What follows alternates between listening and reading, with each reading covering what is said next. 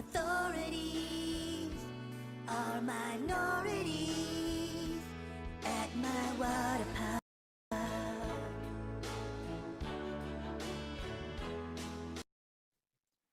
Copyright disclaimer under Section 107 of the Copyright Act 1976.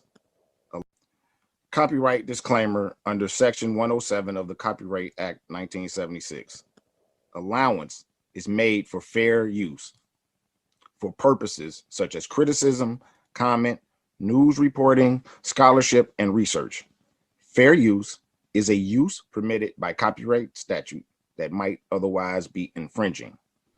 Nonprofit, educational, or personal use tips the balance in favor of fair use. Stand by for show. We're live. Stand by for show. I feel very happy for Justin Fields after the way he got crapped on by his owner last week.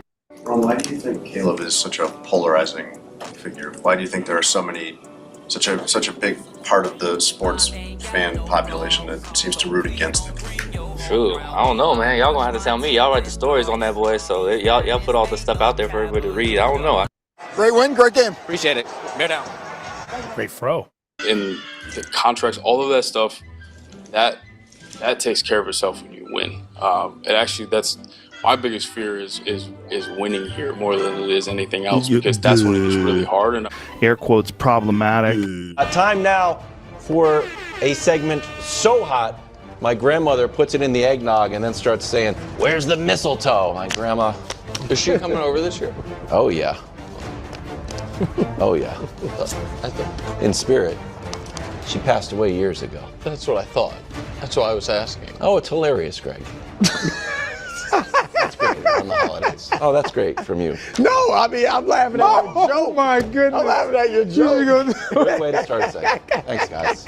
Around the holidays, it hurts extra too, so thanks for that. Standings for us. We're going to go after you every game. And, that's how we roll. We're going to try to tickle your tonsils on every play, every game.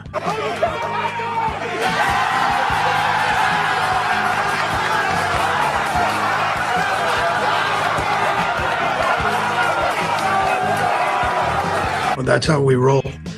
We're going to try to tickle your tonsils on every play, every game.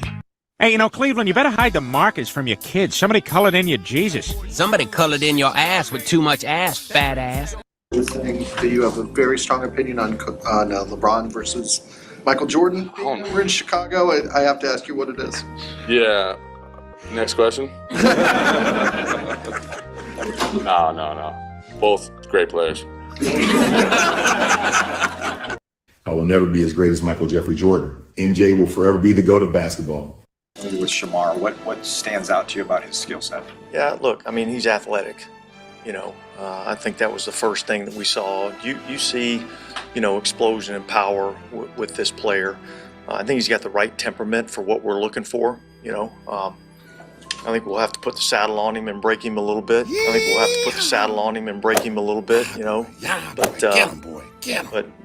We'd rather have to pull the reins back. What's your name, boy? Rather than have to whip them to get them to go.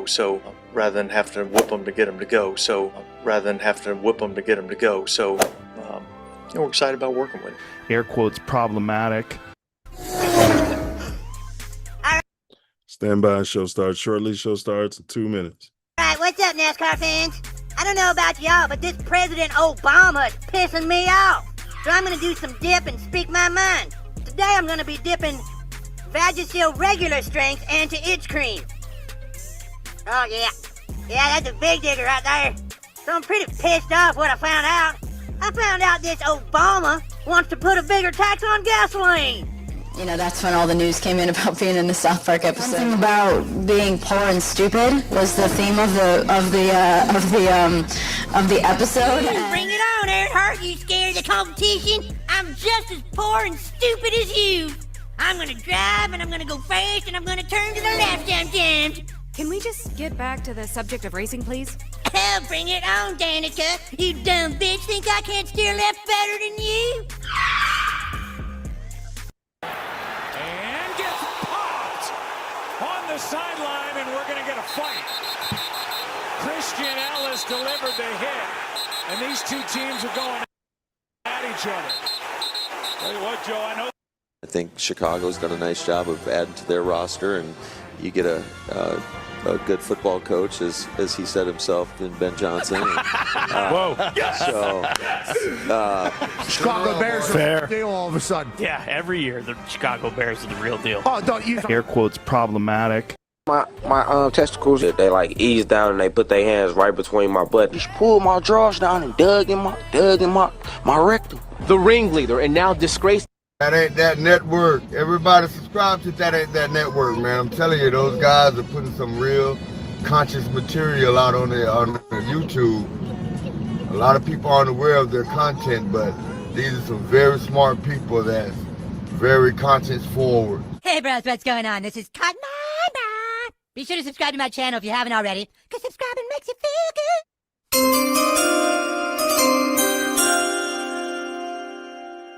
Bring a towel. When you get out of the water, you need to dry off right away to avoid catching a cold. That's why Tally says. Don't forget to bring your mouthpiece. Okay. Thanks, Tally. You want to get high? No. Maybe. All right, Karen, bring that beat back. Karen, bring that beat back. Let's get it. Mouthpiece included. TATN, TATN, TATN. Better guard your grill. TATN, TATN, TATN. Mouthpiece included. TATN, TATN, TATN. Better guard your grill. TATN, TATN, TATN. Mouthpiece included. TATN, TATN, TATN. Better guard your grill. TATN, TATN, TATN. Mouthpiece included. TATN, TATN, TATN. Better guard your grill. TATN, TATN, TATN. Hope y'all guarding y'all grill, knuckling up out there, protecting your neck. As we have embarked upon WW3. And we not talking about wrestling. And the Honorable Minister Farrakhan, I thought you were a conspiracy theorist. At Savior's Day, I think it was 1990, probably 3. Everything you predicted. Yeah, well, turned out to be true. Welcome to Mouthpiece Included. This is a pod where we talk about Spolitricks. That's your fusion between spots, polytricks, and everything in between. The collapsible superposition, which only chooses a superposition upon your observation. Ponder that. Whether it's a viral moment, a controversial call, a political pivot, we bring the heat with sharp takes and layered content. Welcome to another high voltage episode where the hardwood meets the gridiron and the headlines refuse to sit still. We're going to start World War III and tell you guys about aliens. We're going to do anything for the overplay and the underlay on the Epstein files. Humbly, in my opinion. Allegedly. We're kicking things off with a Bulls mock draft that's already stirring debate. Would Iraq lean into upside or play it safe with a polished contributor? The front office has options, but the fan base wants clarity. And we're here to break down all the possibilities today. Then we're going to pivot to a rumor that's got Bears fans and the NFC North abuzz. JF1. Is it JF7 today? JF7, Justin Fields to the Packers? To the Fudge Packers? It's the kind of hypothetical that feels like sacrilege in Chicago. But of course, what is sacrilege? Is it Kevin Warren, a.k.a. Michelin Lips, moving the Chicago Bears to Hammond, Indiana, and building a Zesty Dome stadium? Don't talk to me about sacrilege. But this could redefine the quarterback landscape if that type of trade ever materialized. It's rumor. Meanwhile, Tyson Bilbo Bajan's name, hot, sexy new name, is heating up in trade circles. What started as a feel-good backup story might be evolving into a genuine asset on the move. Some have speculated we can get a number 1 overall pick. And we owe it to him. Okay, that's the narrative. We owe it to Tyson. We owe it to Tyson Basin to do Bajan to do something against the best benefit of the Bears, so that he can go live his best life. We owe it to him. Fuck out of here. We don't owe him nothing. This guy's Mr. Irrelevant out there. We'll unpack it. No, he was undrafted. He wasn't even Mr. He was drafted in the same round I was. Let's put it that way. And finally, we're diving into the cultural tensions behind the NFL Combine, often dubbed over here at TATN the NFL Slave Combine. We challenge some of the optics and implications. We're going to unpack the symbolism, the spectacle, the uncomfortable truths that linger beneath the surface. Who's got the biggest thighs? All that, plus more hot topics from across the sports and culture spectrum. So, let's get into it. Whether you're here for sports gaming or political sharp turns, we got your dose of insight with just the right amount of edge. This ain't just commentary, it's clarity served up with heat. Ready? Let's pop on those filthy air ones that suffer from water damage because you walk to the corner store to get your black and milds or maybe your blunts. Okay. In the winter, you didn't feel like fastening on the boots, right? And they got wet.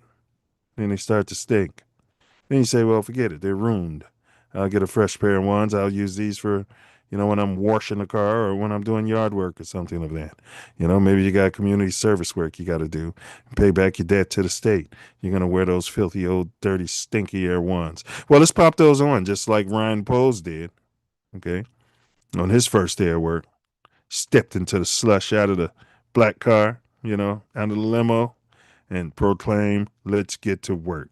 Now, he took the North. Now, let's never give it back. You guys, the panel is open. The link is pinned in the chat.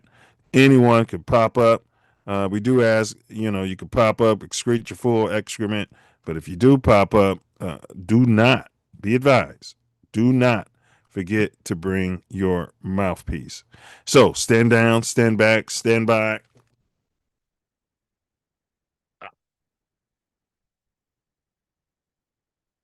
Or pull up. Okay. But if you do pull up, don't forget to bring your mouthpiece. Do me a favor, smash that like button. Pull on up, excrete your excrement. The views expressed in today's pod are those of the host. Anyone with the cojones to pull up, all right, and not necessarily reflective of TATN or any affiliates. Big up Midwest Festivals presents Ancestral Echoes. This is number 4. It's going to be number 4. It is a glamping house music fest extravaganza. Pull up, stay the whole weekend. They have tents available for you to rent.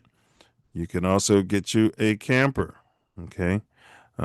There's a company that'll drop ship your camper there for you, get it all set up. You'll be ready to go.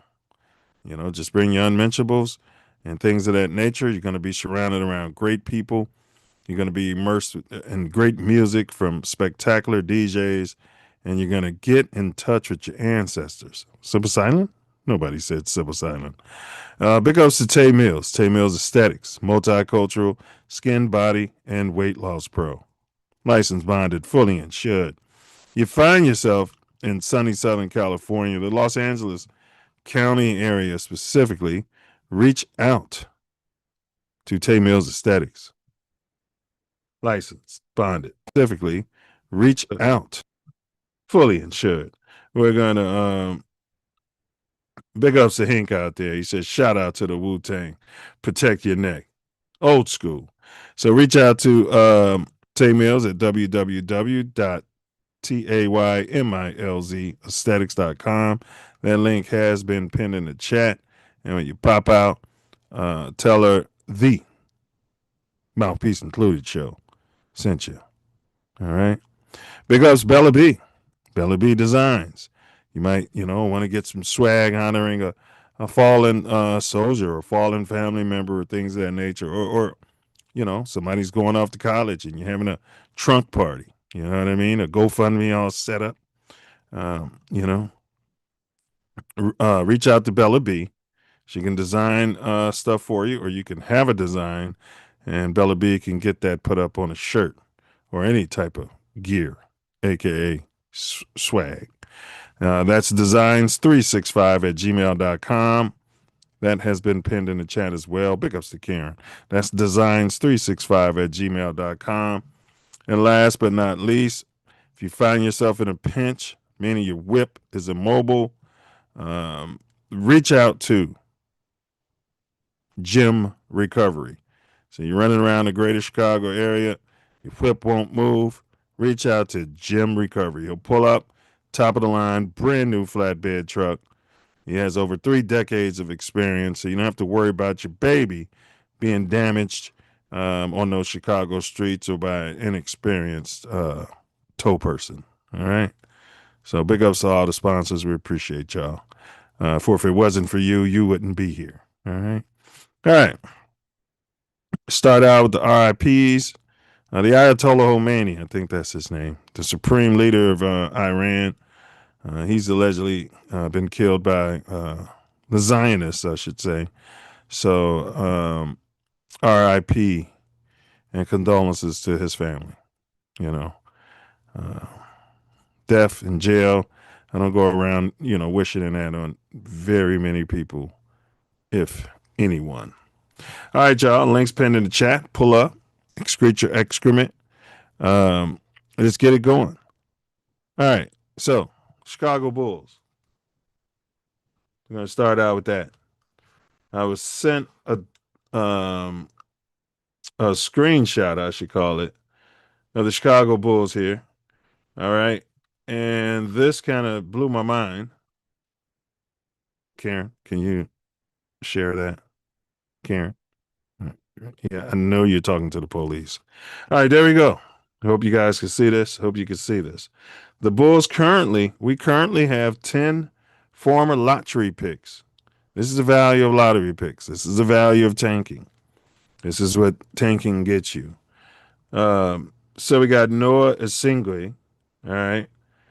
He doesn't sound like he's a FBA. All right. 12th pick. We got Matas Buzelis. He definitely sounds like he's from a shithole country and takes limited showers, 11th overall pick in 2024. We got Rob Dillingham. You never know. He could be a tether. You never know. Could be from the UK or something. Big ups to the UK. 8th pick, 2024. Rob Dillingham, 8th pick.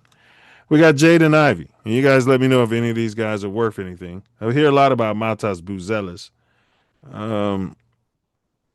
Jaden Ivey, 5th pick. We should be able to get something out of this kid. Right? Kind of upside does Jaden Ivey have? 5th pick, 2022. Josh R. Kelly Giddey. Her age is telling me no, but her body is telling me yes. Big ups, Josh Giddey. We remember. Because if you were colored, that's all they talk about. All right, Josh Giddey, 6th pick in 2021. He's balling, I might add. Like to see a little more defensive integrity out of this kid. Low key. Patrick Williams, 4th pick by our Bulls. We drafted this kid. I don't want to call him a bum because he's a multimillionaire with a guaranteed contract. And he's got a player option.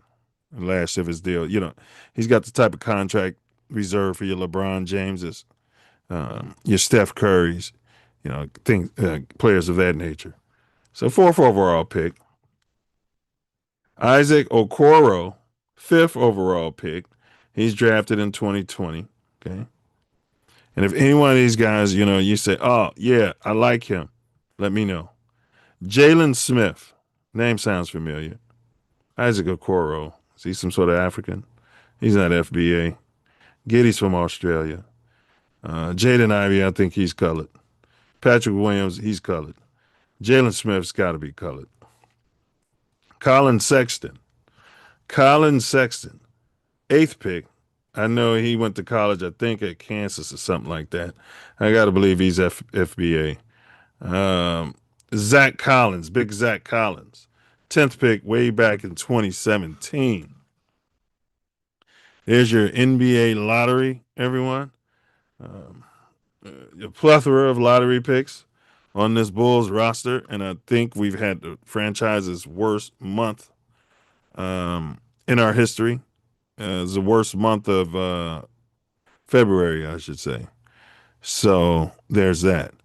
Last I checked, I think we had lost like 13 straight games. So there's that. So still rocking my Derrick Rose jersey. See, it says Chicago. It says nothing about the Bulls. And it's got number 1 on there. It's my Derrick Rose jersey. So big ups to the Bulls. All right, we got Big Ace popping in. All right, and as he's popping in, LaFlop James. This guy flops more than Vlade Divac. He flops more than Vlade Divac. At least with Vlade Divac, you knew he was from a shithole country and smoking cigarettes. He literally was. Turkish cigarettes in the locker room and warm-ups. So you expected him to flop around there. But this guy, LaFlop James, I don't know. We'll let you guys decide.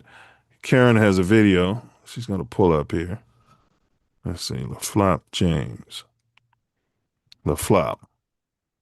All right. Let's see. 1 second. We got a flopper. And we'll get Ace on board shortly. We got LaFlop James here. All right. Karen, can you run it? LaFlop.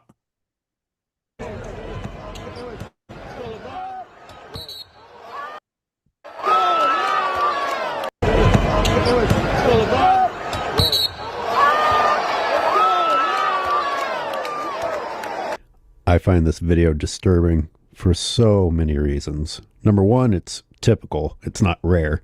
2, look at the defender fleeing, getting away, only to have LeBron flail and flop in the air without being touched. Next is when the whistle is blown. After LeBron James has landed from his flop. Yeah, how about the fact that a whistle was blown at all? But maybe worse than all of it is the level of delusion that this guy has. I mean, the fact that he flopped in midair, got the call, and then flexed. You cheated, and then you flexed. And you cheated in one of the most disgusting, unrespectable ways possible. And then you flexed. All right, LaFlex James, everybody. LaFlex James. Let's see. Yeah, he's been maligned a bit throughout his career for doing things just like that. What I found interesting, in my opinion, about that play, he pushed the defender off. The defender even backed up because they knew they were going to call some garbage. And I'm more upset with the ref than because I think he intimidates the refs. I think many refs feel like he's out of control. Maybe they got reason to believe he can't control himself. And I don't know why they believe that, because he hasn't done anything like that throughout his whole career. So I don't know why you would make that call. I mean, this kid is huge. I know people say the GOAT, Michael Jeffrey Jordan, oxymoron, would get preferential calls. I don't remember. I'm biased, but I don't ever remember Mike getting something like that. Ever. And if he did, I'm sure he didn't genuflex as though he came to the basket strong. It's just, I don't know. It's a shame. All right, y'all. Please like, share, subscribe. Like, share, subscribe. Mouthpiece included. Y'all know what we on. Speaking of Michael Jeffrey Jordan, We got his sidekick, who Delulu Pippin.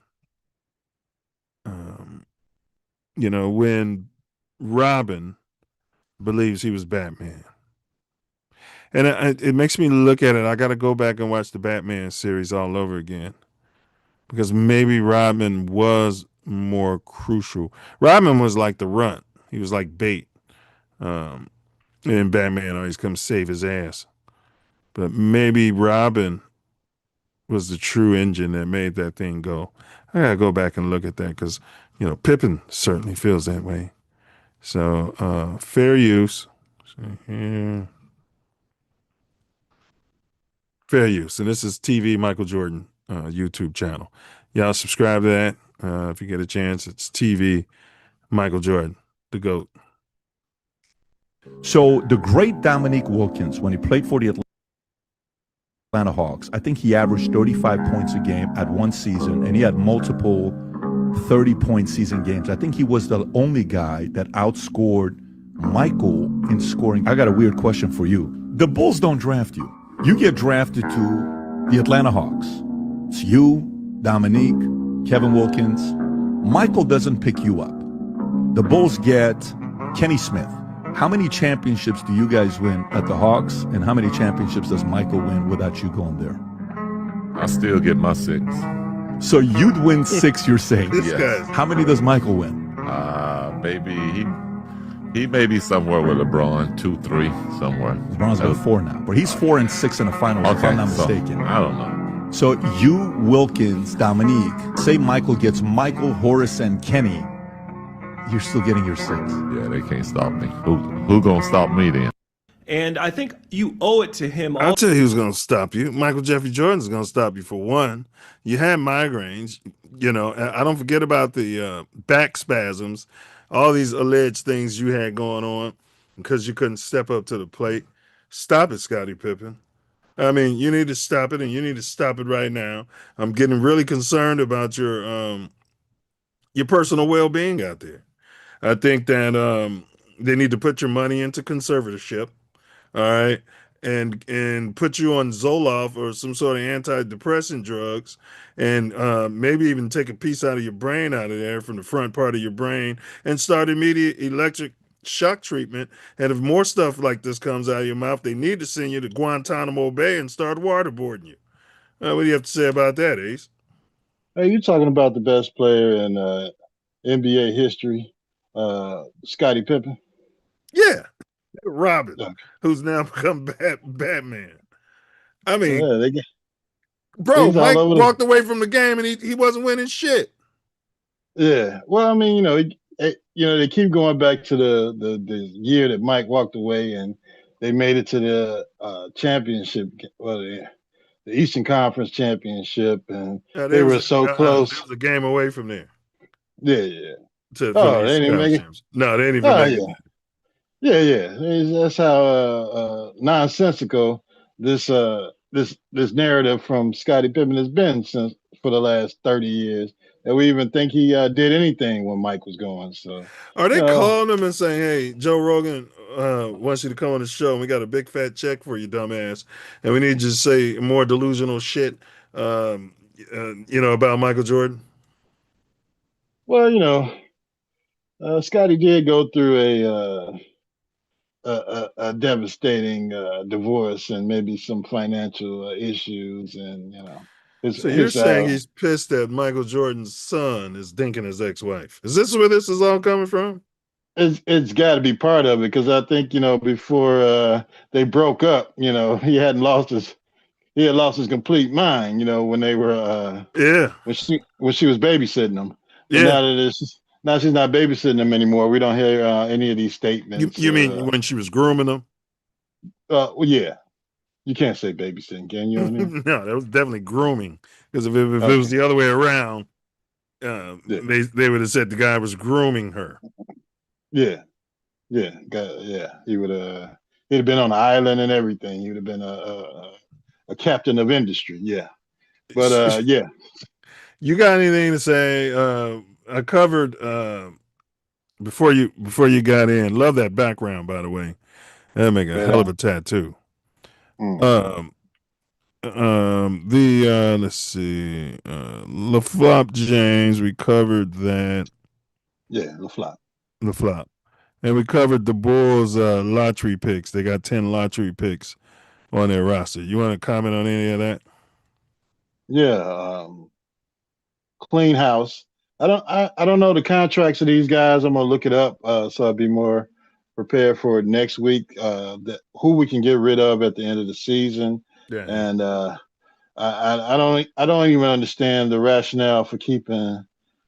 Well, yeah, they gave him a contract, so you let him the coach out the season. I guess I would start with the front office right now and see what kind of ideas or direction we got going toward next season, because this is a complete and utter fail. You mean they didn't win a game in the month of February? No. And nobody's up in arms. No. Nobody's calling for anybody's head. No. Everybody's fine with this crap. And we're hoping that we get a Derrick Rose chance of winning the damn lottery to bring a 19 or 20-year-old here to save the damn franchise. Yes, we're hoping that they lose an NBA record like 25 straight games, so possibly we can even be closer to the bottom. It's unbelievable.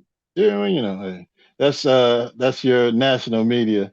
I guess the media that's covering the political landscape of what's going on and everything, that, you know, you can have that kind of idea that we got all these bums on this team, a coach that hasn't won anything in the front office, that has no idea that what they're doing, and we're going to somehow get a lottery pick and turn everything around.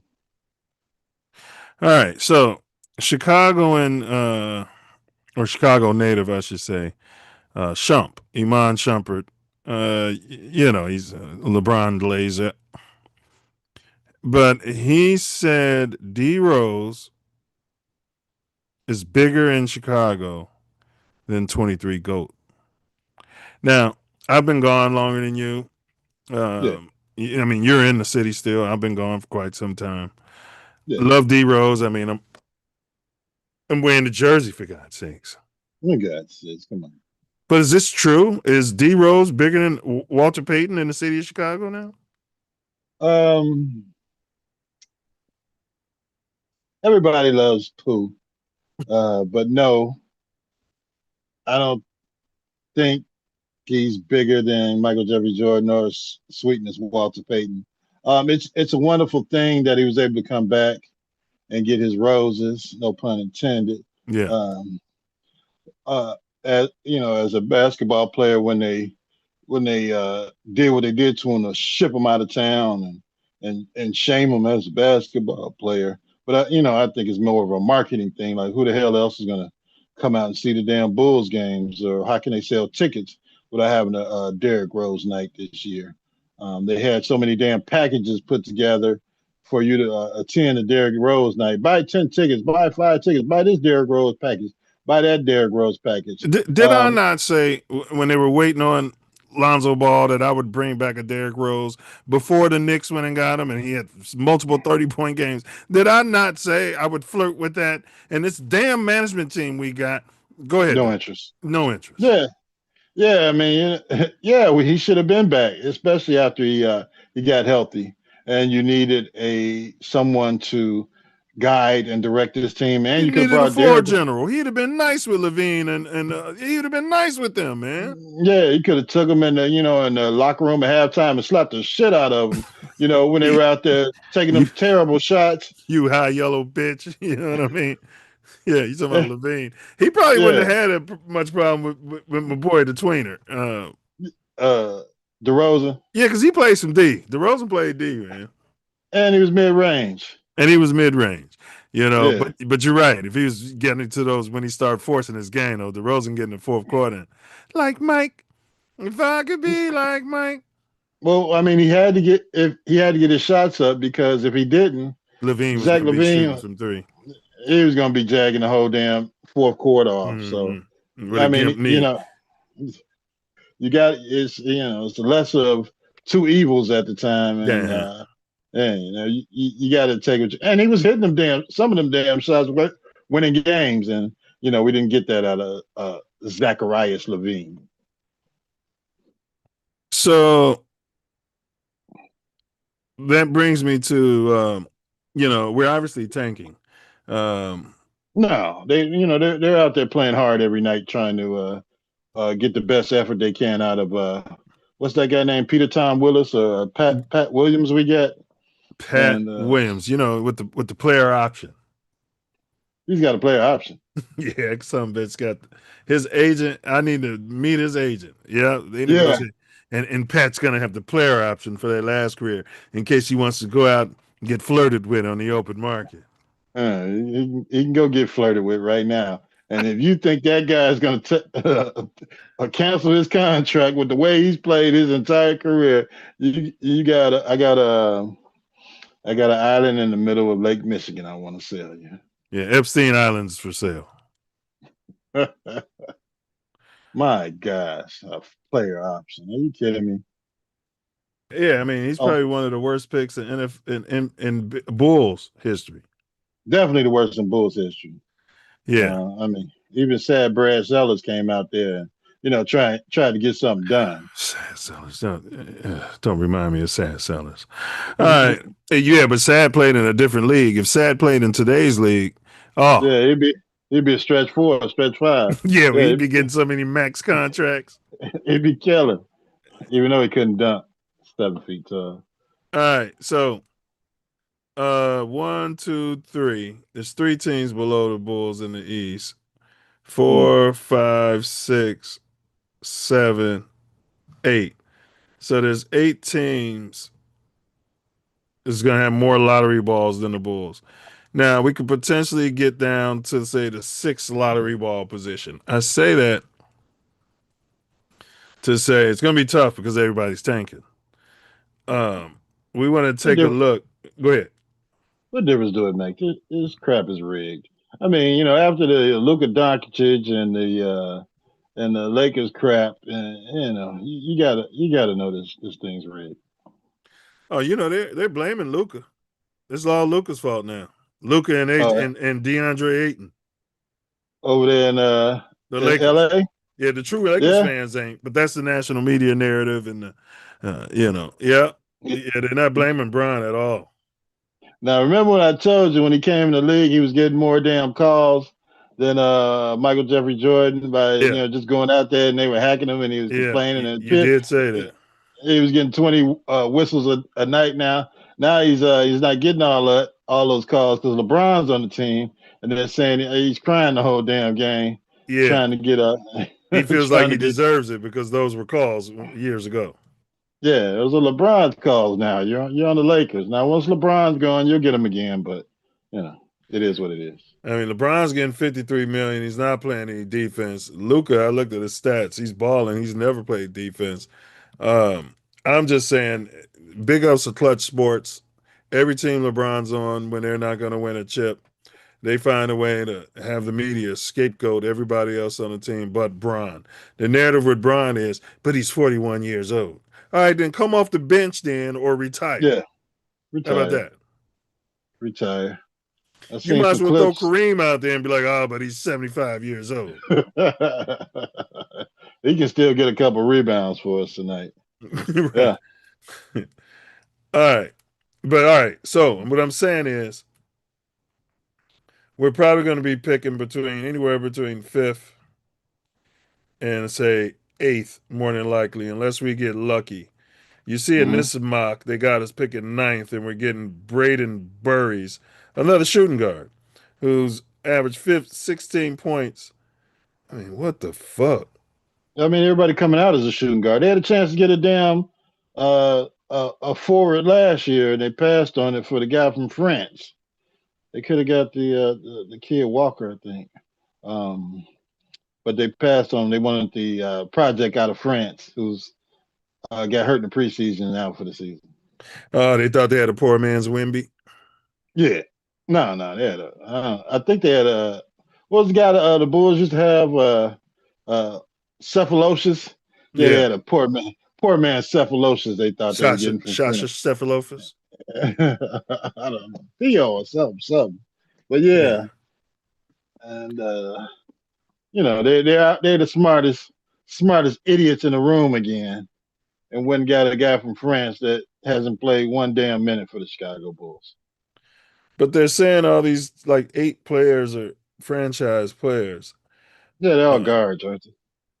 Let's see. You got a small forward who checks himself out in the second half. He's load managing himself. Oh yeah. This kid from Kansas, right? Yeah, he's balling. You got Cameron Boozer. We'd have another Boozer. He's a power forward, projected to go number 2. He'd be a 3 in this NBA. You got Darren Peterson, a point guard. And you got Keaton Wagler, another point guard. Yeah, that kid out of Illinois. He's not ready. No, he's 6'6". Listed as 6'6". Looks small though, 185. Damn. All these people are projects. They're all 18, 19 years old. The hell They're telling me that these guys are guaranteed franchise draft picks, the first 8 in the draft. What are you talking about, projects? Yeah, they're all projects. I'm not saying you're wrong, but that's the narrative. Yeah. He's 6'6", 185 pounds. What the hell is he gonna do to help your team in the NBA before 3 years from now? All right, you got Caleb Wilson, a power forward. All right. And another point guard. Damn, you're right. There's a lot of guards. Kingston Flemings. Yeah, they could all shoot 3-pointers. Step backs. Yeah. Mikael Brown Jr., point guard. Baxell Lindenberg, point forward. So, who are you looking? What are you looking for? What position are you looking for in the Bulls, and who do you think we're going to end up with after all the tanking? Yeah, we're going to end up with another guard. I don't know which guard it's going to be, but it's going to be one of the guards. I can guarantee you that. One of the guards who plays limited defense and likes to do the step back. Yeah, they like guards. What happened to the guys that come out? I even got that problem with Illinois. We'll get to that. The guys that come out there and play defense and can enforce some toughness out there on the court. Where are those guys at? We don't play with the AAU. The AAU doesn't value those guys. They don't get invited to any of these tournaments. They're not on the best AAU teams. They got all these high yellow light knee ass cupcakes out there balling, and then they get funneled right to the NBA. Yeah, I mean Detroit plays a little defense. I kind of like their team. Correct. Tibbs had the Knicks playing D2. They ran them out of the league. Yeah, they ran them out of town. They weren't interested in that. How can we score more points next year to make it to the championship? The Spurs play D. Those who know, Pat Riley was bringing in defensive players. Yeah. He just got a statue too, bro. You agree with that? Yeah. Yeah. With the Lakers? I don't know. If Jerry Buss doesn't have a statue, let me see if he has a statue. He's got one somewhere, probably at his daughter's house, in the grotto. But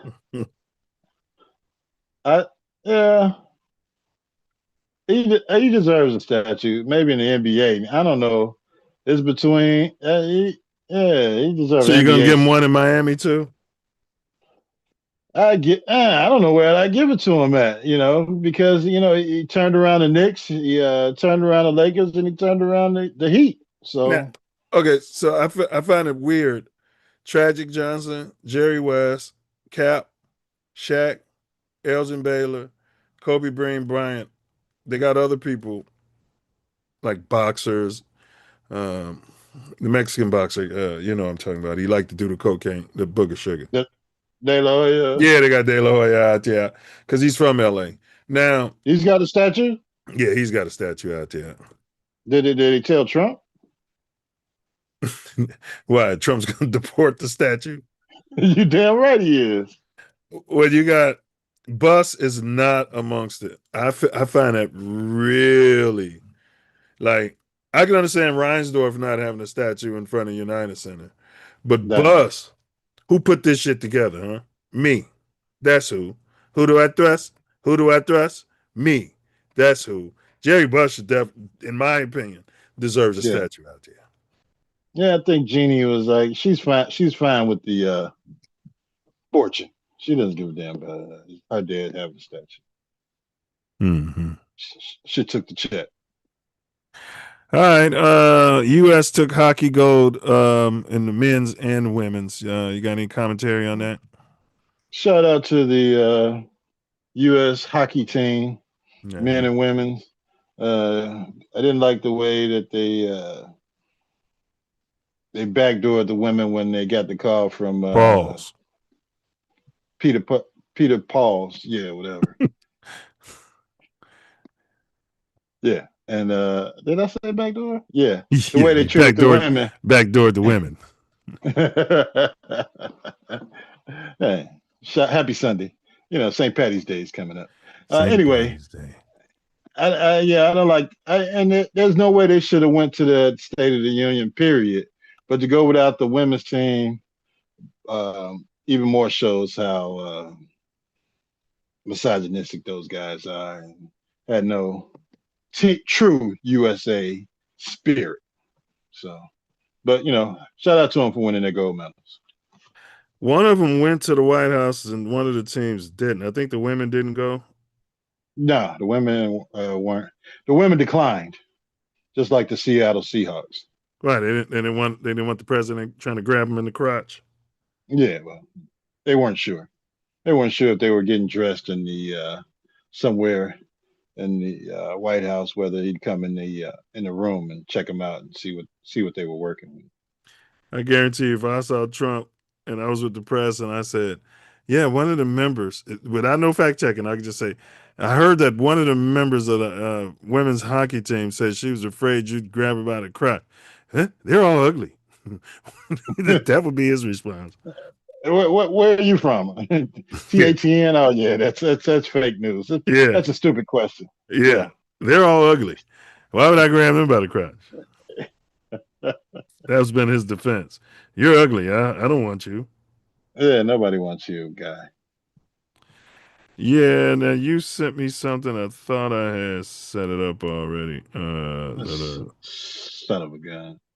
You have all this clapping and clamoring, and next thing you know, you're out there dropping bombs in other countries.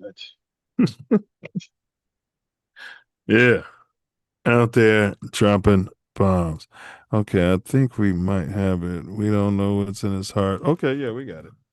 Karen, hopefully all the athletes made it home before the carnage overseas. Yeah, man. Hopefully, but anything to get your mind off the Epstein list. We're going to release the alien footage, and we're going to start World War III on your ass because, I heard that Melania, he met Melania on the Lolita Express. That his first time, and I think he ended up having to marry her because now, in my opinion, she's been a KGB asset from day one. So Putin probably knew what was going on. You know what I'm saying? Slid Melania in there and on the island, and then and they had Trump compromised from day one. Let him grab you by the crotch. Yep. Do it for your country. Tell them you like it, and the Israelis, of course. That explains why we just keep giving them money and doing everything they say. Everything they say. Everything. This was a joint venture with the Israelis. The bombs we dropped the other day, 3 o'clock in the morning. Yeah. Killing a world leader. Yeah. All right. Here we go. Now to chaos outside of a high school gym. Fight so bad that police had to step in. Yeah, one mom says it all started hours earlier with a doctored photo of her and some harsh words. KPRC 2 News reporter Ricky. It's chaos when it's the coloreds fighting.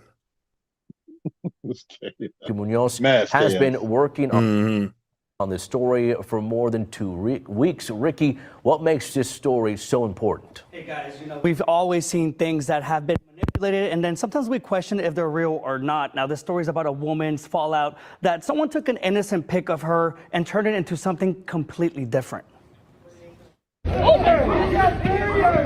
As you see right here, right outside Splendora High School gym on January 27th, police had to break up several fights. Just another situation swept under the rug, which seems to be what they do. Megan Tran says the fight stemmed from this photo, a mother and son photo shoot which someone altered. And what they did with the image, It looks like they put him in front of her. Yeah. Isn't fit for broadcast. We blurred it right here. Megan says students printed it and held it up during the basketball game. So they're like, yo, you Now, how can that sign be held up during a game and the staff is not running those kids out there and writing their names and putting them in detention and shit at minimum? Well, the officials or somebody at the school stopped the game. Yes. Yeah. Yeah. Unless they were complicit with the whole idea. You never know. Because it's wrong on so many levels. Like you think a security guard, somebody. I couldn't imagine doing that at the hallowed grounds of DDE. Man, it would have been all like you said, staff, parents, somebody. Yeah, yeah. I mean, we tried to intimidate teams coming into the Lions Den, but that was through cheering or verbally, or there's no way we would do that to another athlete's mother. And hold that up during the game, it would be tolerated by the school. gotta go see this. You gotta go see this. So I walk with him. I mean, it's sexual content and it's ancestral sexual content at that. Yeah. This kid's a mind. It's wrong on a million levels. Right. Right. Get to the table. It shows the Splendor bar stool, and then it's like our football picture cropped out in front of their coach, like she was bending over their coach. Megan's son Nakias is a student at West Fork High in New Caney ISD. He says he first saw it during school. I'm on their side where their student section is, and as I'm walking over, I just see like 5 posters. Y'all really took time out y'all day just to make a poster of only my mom. By tip-off, I don't like. How would you react to that? You on the team, Ace, and you walking around and you on their side and you seeing pictures of you depicted like that with your mom. I'm going up there and knocking the shit up. They lucky they made it outside. Yeah, I'm finna slap fire. That game's not gonna take place. The first one I get to, hopefully the other ones are gonna run, but I'm finna slap fire. I'm gonna slap fire. The first one I get to. Man. Is this what you think? Is this what you wanted? Yeah, you got it. he says students were waving that picture and posters were inside the Splendora student section. But his mom says it got worse. It's some kids from the JV team run over and they say, Miss Megan, they are literally holding up pictures of you over there bent over. And I was like, what? And he was like, yes, look hard. And the next shot that The kid's talking about bent over to a mama. I'd have slapped him. my son made, they pulled him up and I was like, oh my God. Then halftime, she says the atmosphere shifted. Take the trash back. You shouldn't have brought the trash here if the trash wasn't here. Megan says the altered image rapidly spread online. To wake up and find out that I am viral online for an imaginary OnlyFans, that's where it got sticky for me. Because now we crossing lines that we can't come back from. She insists she does No way my high school kid would have tattoos on his neck. I'm just going to say that up front. Yeah. not have an OnlyFans account, and that rumors implied by the altered photo harmed her and her children. That one prank or whatever y'all allowed to happen in y'all school is ruining my life. We did reach out to the Splendora Independent School District, and initially they declined to comment about the situation, but then declined it. We kept pressing for more, and they ended up telling us that some of the students were reprimanded involved in this case. That's less than gratifying for Tran. Y'all dropped the ball. Y'all failed tremendously. Y'all failed. Right, reprimanded. No, this should be in a school foul. They should have been suspended. Some of them possibly expelled. Yeah. I mean, you're putting this. Go ahead. You're putting this on the internet, and that's right. If they were copper coded, they definitely would have been expelled. Somebody would have been made an example of. And if she was blonde haired, blue eyed, they definitely would have been expelled too. Absolutely. You know, that's craziness. Absolutely. And the fact that the school came out and said they reprimanded it makes me think that the school was part of it. One of those teachers and one of those classes with the printer that could print out a poster board or whatever was complicit in this thing, and that's why they were just reprimanded instead of expelled. Well, they sound like they they want to get a lawsuit. Well, I give them what they want. I call the law firm of Dewey, Stickham, and Howe, and bring all of them, the parents, the school, and then I bet you get some answers. The school board, $99.99 million. You can't do that. I bet. Yeah, we'll see you in court. Yeah, and speaking of court, we got more from high school. All right, Karen, can you share this? We got more from high school. Oh, Karen's she's gonna share this, I'm sure. Got in his head. Lefty shoots. And he bricks. Well, at least you heard the parent was outraged. Or it could have been a student. Yeah. Is it? See if the referee talking to him got in his head. So he said somebody shouted the N-word. Now, I just want to say this. You heard that voice. They're trying to pin this on a student. That sounds like a grown adult. Strong language. A Michigan high school basketball fan was caught on stream sending N-word. Goodrich Area School Superintendent Mike Basler says the game was paused while the school's athletic director and administration addressed the Goodrich student section. And that game should have been paused with the picture of that lady. You know what I mean? When the student when the student responsible did not initially come forward, Basler says the staff removed the entire student section from the gym, which means these other kids, they're not coming forward. They're not snitching. Basler says the athletic director and administration ultimately determined the unnamed student responsible and addressed it in accordance with our student code of conduct. Go ahead. Yeah, I mean, there was people in front of them, side of them, behind them. Everybody knows who did it. Yeah. So, I'm taking it out on everybody at the game, school, since y'all want to act like you were concerned. Everybody that came to that game, I'm going to get a name. Somebody going to snitch. That kid would be the bad guy if he'd have ran up in the stands and started beating the crap out of that kid, huh? Right. Put a little chokehold on, not choked until he passed out, but till he was a little woozy. Well, that sounded like a grown man. Now, it could have been an 18, 17-year-old high school kid, but in my mind, when I first heard it, that sounded like a parent.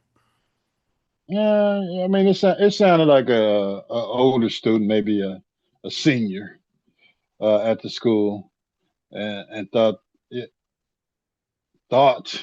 he was helping his team by yelling that out. Man, yeah, he ain't thought shit. We know what's going on in this era, this age, this time in the history. You don't know what's in his heart. You can't. Man, we know what's in his heart. And that kid that shot the basket, I'm pretty sure it looked like and sounded like he was the only copper-coated kid in the whole damn gym. Yeah, like I think on his team they might have had another one or two sprinkles, but yeah, it looks like his parents were successful, or maybe they're on Section 8, or maybe they are professionals. But we like to move our kids to those areas and then put them through clan abuse. Yeah, not me. You know what I mean? Yeah. You want to do the best for them, but looking the best and certainly sometimes isn't living the best. It's not. It's not. Being safe from gun violence and all of that, that's one thing. But going out there and they got all those exotic drugs and then you're making fake friends, and those friends' daddies could be clan members and you don't know none of their families. And they calling you out of this right after you leave their house. And what are you doing with that? In our house. And absolutely. And if they're doing that at the game, imagine what they're doing when none of the parents are around and he's just trying to get to class. Yeah. Yeah, and that behavior is all taught. It's not. It's learned from someone, a relative, a grandparent, or It's a someone culture. in their family. Yeah, it's a drop dead gorgeous culture. Yeah. And unfortunately, they don't understand. We're not standing for that anymore.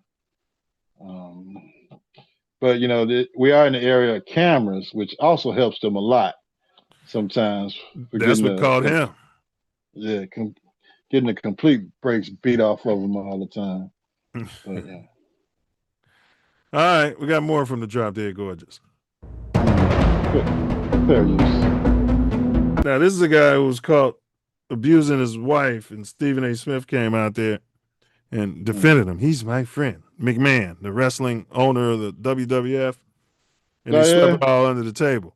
Yeah, he wasn't. He smacked her around. They were at a bar. She was drunk, and he smacked her around right there in public. And if it was a running back, he would have had to come out there and lose his career. Oh, yeah, there's no way he should be paid by the NFL and smacking his Sully in girlfriend the around. Shield. Yeah.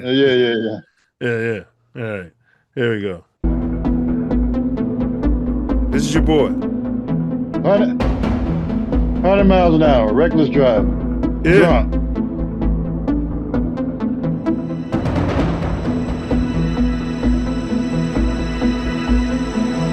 He appears dazed and confused. Caught doing 115 by the trooper. Now, you remember when we showed, what's the track star's name? She likes to smoke the reefer, allegedly. Shikari. Now, I want you to juxtapose how the trooper approached Shikari and how the trooper's going to approach this guy. Yeah. If anybody says we played a race card. Yeah.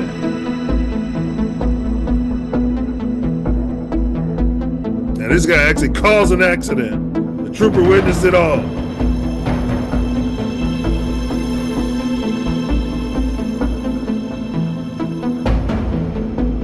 Did he have his lights on before the accident? He was just riding behind him. What? He had his lights on. So you're recklessly evading the police. You need an ambulance?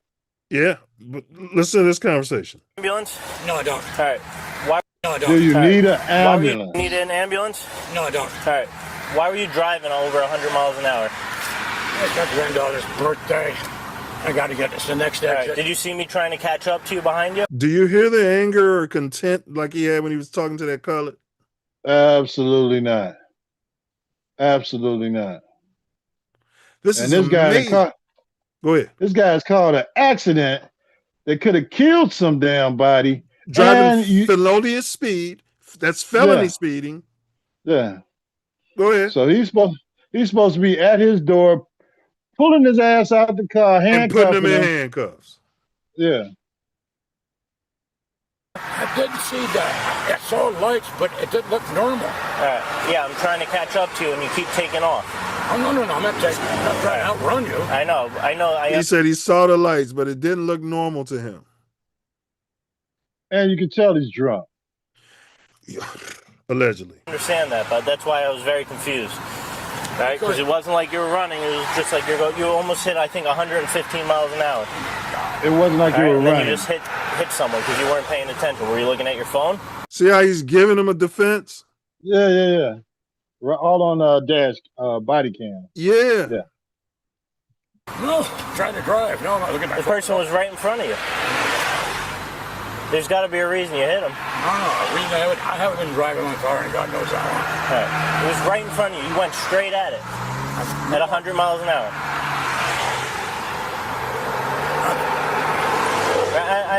I'm just making sure you're not having a medical condition or anything. You see that? I'm making sure you're not having a medical. He's giving him a whole defense.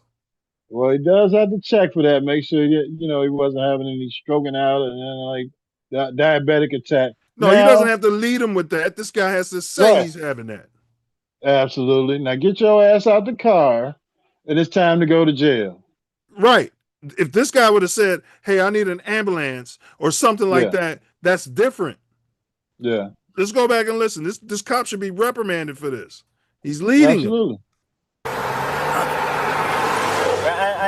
I'm just making sure you're not having a medical condition or anything. Do you need an ambulance? No. Did they say that to Sha'Carri? Yeah, absolutely not. Get your black ass out of the car. You're going to jail. Man, they wouldn't even let her talk. All right. This your registration? Is your license in here? Look at him. He's fucked up. The airbag is out. He's drunk, and he's still sitting in the damn car because he's driving a Bentley.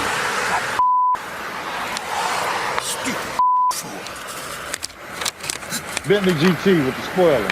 I've been driven this car quite some time. It's fast, I'll tell you that. Yeah, too fast. It's That's his fast, defense. I'll tell you that. That's his defense. I haven't driven his car in too long, and it's a fast Bentley sports car, and they're all That's go ahead, Ace. That's white privilege, in my opinion. But you go ahead. White privilege to the highest level of white privilege. I mean, come on, man. This guy just has he even checked on the other person that he just ran into? Who's checking on that person? Right, asking him about his medical condition. Great point. Yeah, he wants his registration and insurance. This guy ain't going nowhere with that damn Bentley. Did you get a damn ambulance out there for the person he just ran into? If you're the other person, if he wants to settle quietly, what figure do you need him to write on that check? Because that other person just hit the jackpot. 100 million. No, you're asking for too much. Am I? Yeah, you're asking for too much. I'll set out a quarter for 90. He's Maybe a billionaire. Yeah. Maybe I'm cooning. I tell him, look, I go in there, I get Cannon Lambert, the Cannonball. The Cannon. Yeah, great. Great attorney. Big ups to my noob. I'd hire Cannon, and Cannon will pull up. I say, look, Cannon, we're going for $15 million on the high end. We'll settle for the $5 million, and he's going to pay your legal fees. On top of that, I want my $5 million clean. Yeah, I'm going to settle like that, and we're going to keep it quiet. Other than that, I'm taking a podcast tour talking about my neck, my back. My back, my neck, and my back. Are you kidding me? You can't settle this. This guy's on the damn police dash cam. On the police dash camera. Doing 150. Rear-ended. So you can't. And kept going. The only thing that stopped him was the damn ditch that he rode into to stop the damn car and the airbag. I definitely would have left in an ambulance if I'm the other guy. Man, ambulance. I ain't walking for a year or two. I don't care. You talking about 90 million, huh? You want the whole wrestling league. This dude rich. You're right. He shouldn't have been driving. He's out there driving recklessly. You're right. He can call a limo, Uber Black, or anybody come pick his ass up. But that's how cheap they are, Ace. That's how cheap they are. They got all that money. He could have paid somebody in his family $300 to drive him to his granddaughter's thing. Yeah. No, but he's got privilege, so he can just jump in the damn Bentley and drive up and down the highway as fast as he wants to. With the trooper following him, and he gave the trooper a lame brain excuse. I was confused. The lights looked funny. Yeah, they look like the police lights. Bro, and his license should be revoked. At 80 years old, they should send this report to the DMV, and they should be able to look at that and say, yeah, you've proven that you're not capable of driving anymore. Nah, he's gonna get the law firm of Dewey, Stickham and Howe, and go with the narrative that the cop gave him, the medical emergency, and he didn't know what was going on because there was no. Do you want to take a field sobriety test? Nothing. There was no yeah. Let me get your registration and see if I can get some help. That shit for you. pissed me off when I saw that. We got some chatter in the chat. But we got Court. Court said, do Pippen need to hit the self-deport button too? I think he's a FBA. I think he's a citizen, Court. I think, he's not going to be able to self-deport because he's copper colored doesn't mean you have the right to deport him. This guy want to self-deport everybody because I know. Why? Conservative. He's conservative. Well, so is McMahon that we just looked at. He's conservative too. Yeah, well, he he'll go over there whatever McMahon says. He said 2 + 2 = 5. That's Moultrie. Yeah. Yeah, once Trump gives McMahon the parole or the pardon, he'll be like, yeah, everything's fine. You see, he got a pardon. He didn't do anything. Mm-hmm. Yeah, even though we just saw it all on camera. All on camera.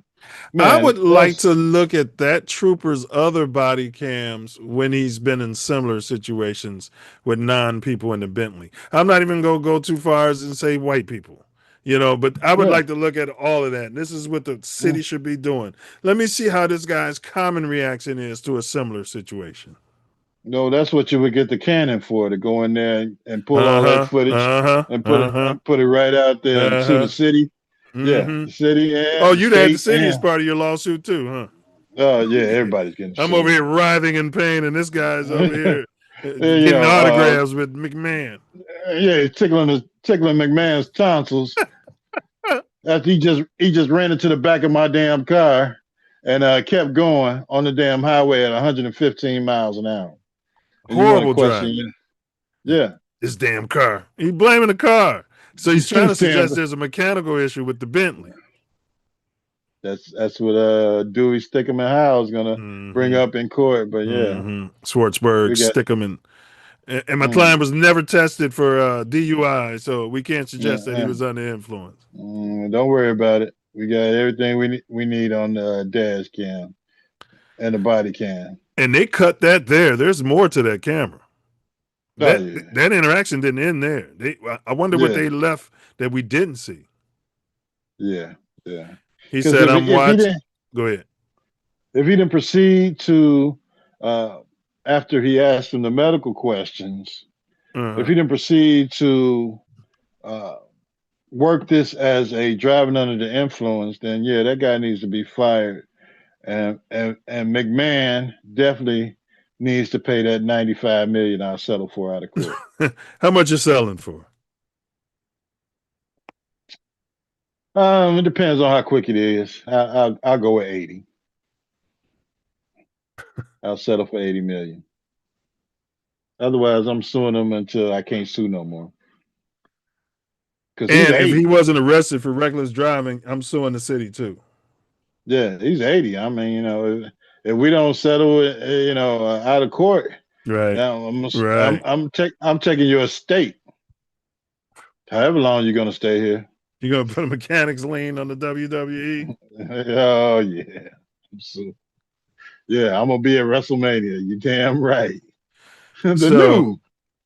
Former WWE owner and longtime chairman Vince McMahon was involved in a high-speed car crash and cited by police, but he wasn't arrested on a serious criminal charge.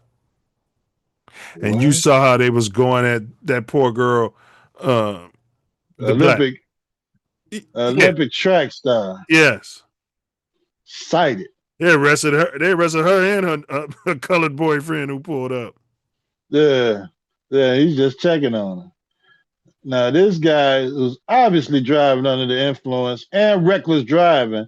It's not reckless driving just because you got a damn Bentley. 115 miles an hour with the police chasing you. It's a felony. Yes.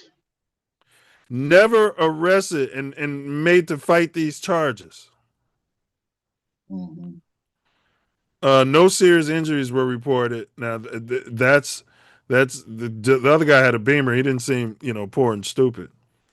Police cited him on the scene and issued a misdemeanor summons for reckless driving. He had an accident, but there wasn't no injuries. And following too closely, resulting in an accident, not evading police, he was released after posting a bond and was not booked into jail like a typical arrest. So he must have posted a bond right there on the spot. Yeah, or wow. Yeah, he said he wasn't booked. Take these tickets and this little wad of cash, and we'll see you at the next WrestleMania. McMahon later applied for and was granted an accelerated rehabilitation pretrial program. He knows he was fucked up. Yeah, we heard it. in Connecticut, which means if he complies with conditions like a $1,000 charitable contribution and lawful driving, which I said, man, these fines and penalties should be based upon your income, because it's not fair that Pookie is going to have to find a way to pay this $1,000, and this guy's a multimillionaire, probably billionaire, and he's paying the same fine. Yeah, and Pookie don't have the money to pay that. No. Pookie ain't got the money to bail himself out. No, and then when Pookie can't pay it, Pookie's in more trouble. Yeah. Wow. So to your point, even like Ace, if I had $400 million in the bank, I would park by a fire hydrant every fucking chance I got, because I don't give a fuck about the $300 to $500 ticket. I wipe my ass with that money. Yeah. This is where I want to park. Right. As long as you're not towing my shit. Right. I'll be back out. Right. And if you roll me a ticket, so what? You know, my people pay these. It's set up on automatic payment with the city. Whenever I get a ticket, it automatically processes. Right. And stays out of trouble. So he's got to stay out of trouble for a specified period. The charges are expected to be dismissed. Wow. Are you kidding me? 115 miles an hour with the accident, with the police behind you, and the charges will be dismissed. Yeah, you were evading the police at 115 miles per hour, and you had an accident while you were driving recklessly. Privilege. Oh, and Ace, this all happened last year, so it was getting totally swept under the table. But somebody, probably the guy who got hit, released the body cam footage. Well, yeah. Well, that guy needs to be in civil court somewhere getting something done, because there's no way you're going to be able to get away for not paying me some money. Forget the BMW. I want to be driving the damn Bentley too. I agree. Wow. Agree. Can you believe that? Sha'Carri Richardson victimized and scolded on the side of the road. Didn't even get a word out. That dude was mad, and he wasn't he? You drove right past me. Yeah. She's like, I'm getting. Shut up! Shut up, you pickaninny. Yeah, so that's what he might as well have said. We don't know what's in his heart. And her boyfriend probably was hearing all that, and that's why he pulled up. Like, I'm like, man, my baby, she got pulled over. What's going on? Right, and this dude going up. Maybe she should have been driving a Bentley and been driving in Connecticut, and she could have got off. Yeah, maybe she could. No, hell no, no. If that was Michael Jordan, it wouldn't have went like that. You think just because you're a black former athlete, no. Yeah, it don't go like that for us. You people think you can get away with anything. Yeah. Yeah. That's unbelievable. But not in Connecticut, you ain't.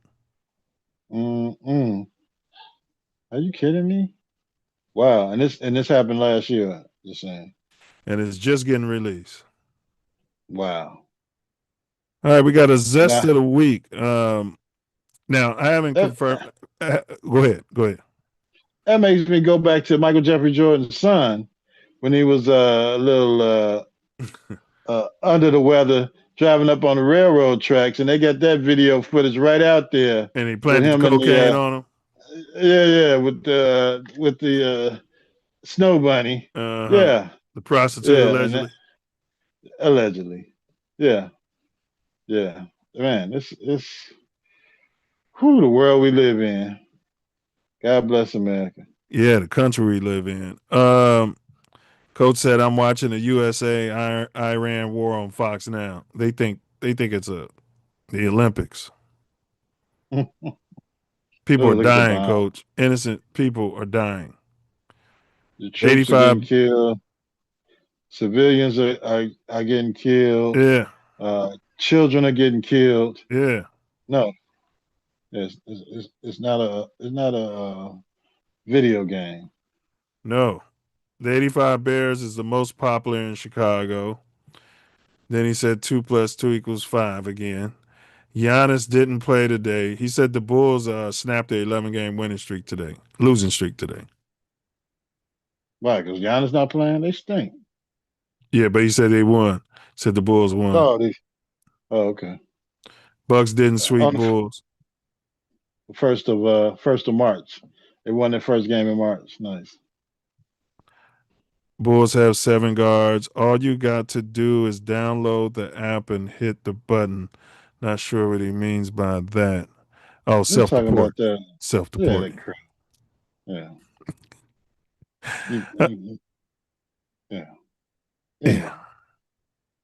He's watching Fox right now. Now, we haven't fact-checked this, but allegedly Chet Holmgren has come out of the Zesty closet. You got any words for him? Happy for him. But, why'd he come out? I don't know. It was probably going to leak anyway or something. You know what I mean? Maybe somebody was blackmailing him.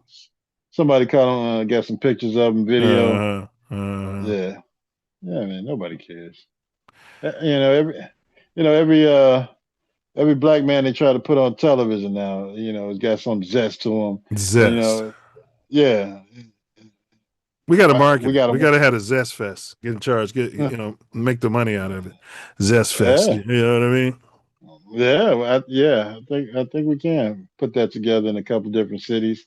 Zest Fest 2026 and keep it going as long as we can make money off of it. I met a brother. He's from New York. Originally, he's from Chicago, and he works for the company. One of his good friends. They started following the NBA players around when they're zesty, coming out of the tunnel and coming, while they walking in. And he made a grip off of it, man. And now they get advertisements from companies. He said athletes be reaching out to him. They want to be, featured. While they coming out there extra zesty. He wasn't saying zesty, but I was like, oh, yeah, you guys are responsible for this shit. You know what I mean? The easier you come out, the better it is for your brand. Coming out with the purses and walking to the games. Yeah.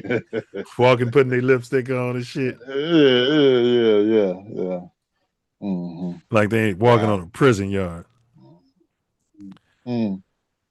All right. We ain't gonna be in here all day. We've got the message. So we got hot and sexy.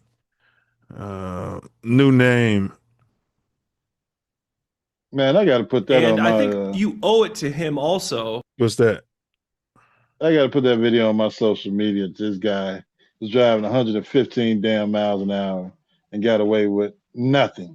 And got coddled by the cop. Yeah. No, go ahead. I'm sorry. And they wonder why, and then they say, well, black people got to respect authority. Why? It's all a bunch of bullshit. Absolutely some bullshit that, this rich, drop dead gorgeous millionaire, billionaire can drive around recklessly, almost kill some damn body. And he gets coddled by the police to the point that they don't even take him to the station. They just take a bribe because that's what it sounds like. Yeah, that's what it was. He took a bribe on the side of the road and Yeah, but I'll donate to the FOP. And when is the policeman ball this year? All right, I got something special for you guys. Can you cut that fucking camera off? You know what I mean? And that's exactly what he did. Yeah. All right, here we go. And I think you owe it to him also. And I mean, I know this isn't how it works. If that opportunity's there, give him that opportunity. Yeah. Get something in return. Talking about Bilbo Bajan. Everybody owes Bilbo the opportunity to let him go be a starter somewhere else because the Bears owe him everything. But give him that opportunity. I hear you. I think for Ben Johnson to come out and say publicly, we believe he's one of the best 32 out there, whether you agree with it or not, that's the Bears' value. Yeah. And Eberflus couldn't even do that for, and Poles couldn't even do that for Justin Fields. Justin Fields, yeah. This is your backup quarterback. Drop dead gorgeous. Yeah, exactly. This is a guy who wasn't drafted. We got a guy who we moved up to get, and we're gonna devalue him. But then this other dude, we owe him everything. That's how the Bears value him. That's how True. the Bears see him. Yeah. So he just put it on notice to the league that if you want Tyson Bagent, it's going to cost a lot because. And that's what Poles and them was supposed to have been doing with Justin Fields. Yeah, Poles is an idiot, but that's y'all guy. So I've never been a Poles guy. Don't start that. You know what I mean? He's one of the best 32 quarterbacks. Starting quarterback money. Starting quarterback draft picks, starting quarterback money. To me, because of the quarterbacks in this draft class, you could get a first-round pick for Tyson Bagent if that's how you feel. Ace on our thread, you said a second. I was like, you're in Fantasy Island. She said a first for drop dead gorgeous Tyson Bagent. Hey, if we can get a first for Tyson Bagent, I'm going to dance a jig on Figueroa prostitute corridor here in L.A. And put his ass on the first thing smoking. Get one of these athletic quarterbacks in Anthony the seventh Richardson. damn round. I'd bring in Anthony Richardson to be the backup. Oh, they got some guys in the draft that are coming out that they can develop. That's true. The kid out of there's a couple of schools, guys 6'6", running 4.4 40s. Is he colored? Yeah. Green is his last name. I forget his first is Tyrell Green.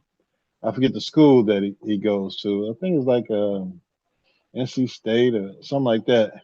I'll get his information. But yeah, this guy's running a 4.4 40, 6'6", and jumping like 43 vertical. We can figure out how to develop him in Chicago at a 7th-round pick or a 6th-round pick after we get rid of Tyson Bagent out of here for a 1st-round pick. Are you kidding me? Yeah, Tyson Bagent, man. I mean, hot, sexy new name. I wouldn't give him up for anything less than a 3. I would take a 3 for him, but I would not take anything lower than that. Man, if he got a sexy name, I'm putting him out there. We can start at a 1 and then we can move down to the damn 2. What? If you you're desperate for a quarterback, you can have ours. No, I'm saying me too. But if you're not offering higher than a 4, I don't want it because we need a backup. He's been in our system. We've been training this dude, and so if all we're gonna get is a 4, and we don't owe him that much. Now we're gonna get a 4 because we owe him. We don't owe him shit. We've been overpaying him to be a backup for years now. He was Mr. Undrafted. We took a chance on him. He owes us. Fuck wrong with y'all. And then what I'm saying is I'm not going to hurt the Bears because if we got to have a 4th-round pick, now we got to find another backup with that pick. Right. And that mathematically don't make sense for a team that's trying to contend next year to take your backup quarterback out of the system when you can have him. And I'll go the route if we use a 1st-round pick. If we get us a 1st or a 2nd-round pick, you can have this son, bitch. And we can find us another quarterback. Yeah, I'll send you a 3-year supply of Giordano's and Lou Malnati's pizza if you're gonna roll a 1st-round pick out for him. Hey, or some team need quarterback. These teams need quarterbacks. Shit, they might get that pick out of Minnesota. They need a quarterback. Yeah, but you ain't gonna send them in your division. You can't. I would. I'm just telling you the narrative is you can't. You might as well send them to Green Bay. Shit. 1st-round pick, yeah, you can have them. No, they're a playoff team, so it'd have to be a team that was outside of the playoff periphery for me to send for the 1st-round pick. All right, we got some Green Bay chatter, but before we get there, Diesel, if you're out there listening, you're in love with this kicker, Aubrey for Dallas. You come on this show all the time. He kicking 75 yards. It's 70 yards. He can kick it 80 yards. Yeah, you can't kick it 80 yards. He was standing in the parking lot, isn't it? and a gust of wind and kick. We need that. He kicked it over the stadium into the lake. Yeah, we don't need that shit. Yeah, but anyway, Aubrey is a free agent, Diesel, and you can have him. Allegedly, according to his agent, his asking price is $10 million per year. Do we need that, Ace, in the Bears? Do we need a $10 million kicker on the fucking salary cap? Absolutely not. Shit, Cairo Santos is making a few $1 million. So, we'll go with the kicker we got that can kick in the elements of Soldier Field until we go dome in 5-6 years. But no, we don't need a $10 million kicker. That means your team ain't shit if you got to kick 60 and 70-yard field goals. All right. So, Karen, and I agree with that 100%. I mean, this is what happens when you have a kicker, a generational kicker like that, Diesel. Now you feel like you can't lose him. We're going to see what the market says about this SOB, what is worth $10 million for a kicker. $10 million for a Fields. kicker? Are you kidding me? Against a salary cap. That's crazy. All right, here we go. JF1. Justin Fields is on the open market. Justin Fields, we talked yesterday, could be one of the rumors around the league is that he's going to Green Bay because Luke Getsy is the quarterback's coach there. So that would add a little bit of a nice little layer to the very interesting and really fun Bears-Packers rivalry. Yesterday, Ben Johnson did his part in adding to the Bears-Packers rivalry. This is a thing now, guys. This is fun. When we saw and lived through last year Bears-Packers, Ben Johnson, you would think, having the benefit of, a month and a half or so to kind of take a deep breath, relax. See, these guys ain't Chicagoans. No. They say things like, if one team's good, the other team's bad, it's really not a rivalry. Ben Johnson's had the offseason calm down and say, I'm sorry, it ain't no rivalry no more. No. They're not from Chicago.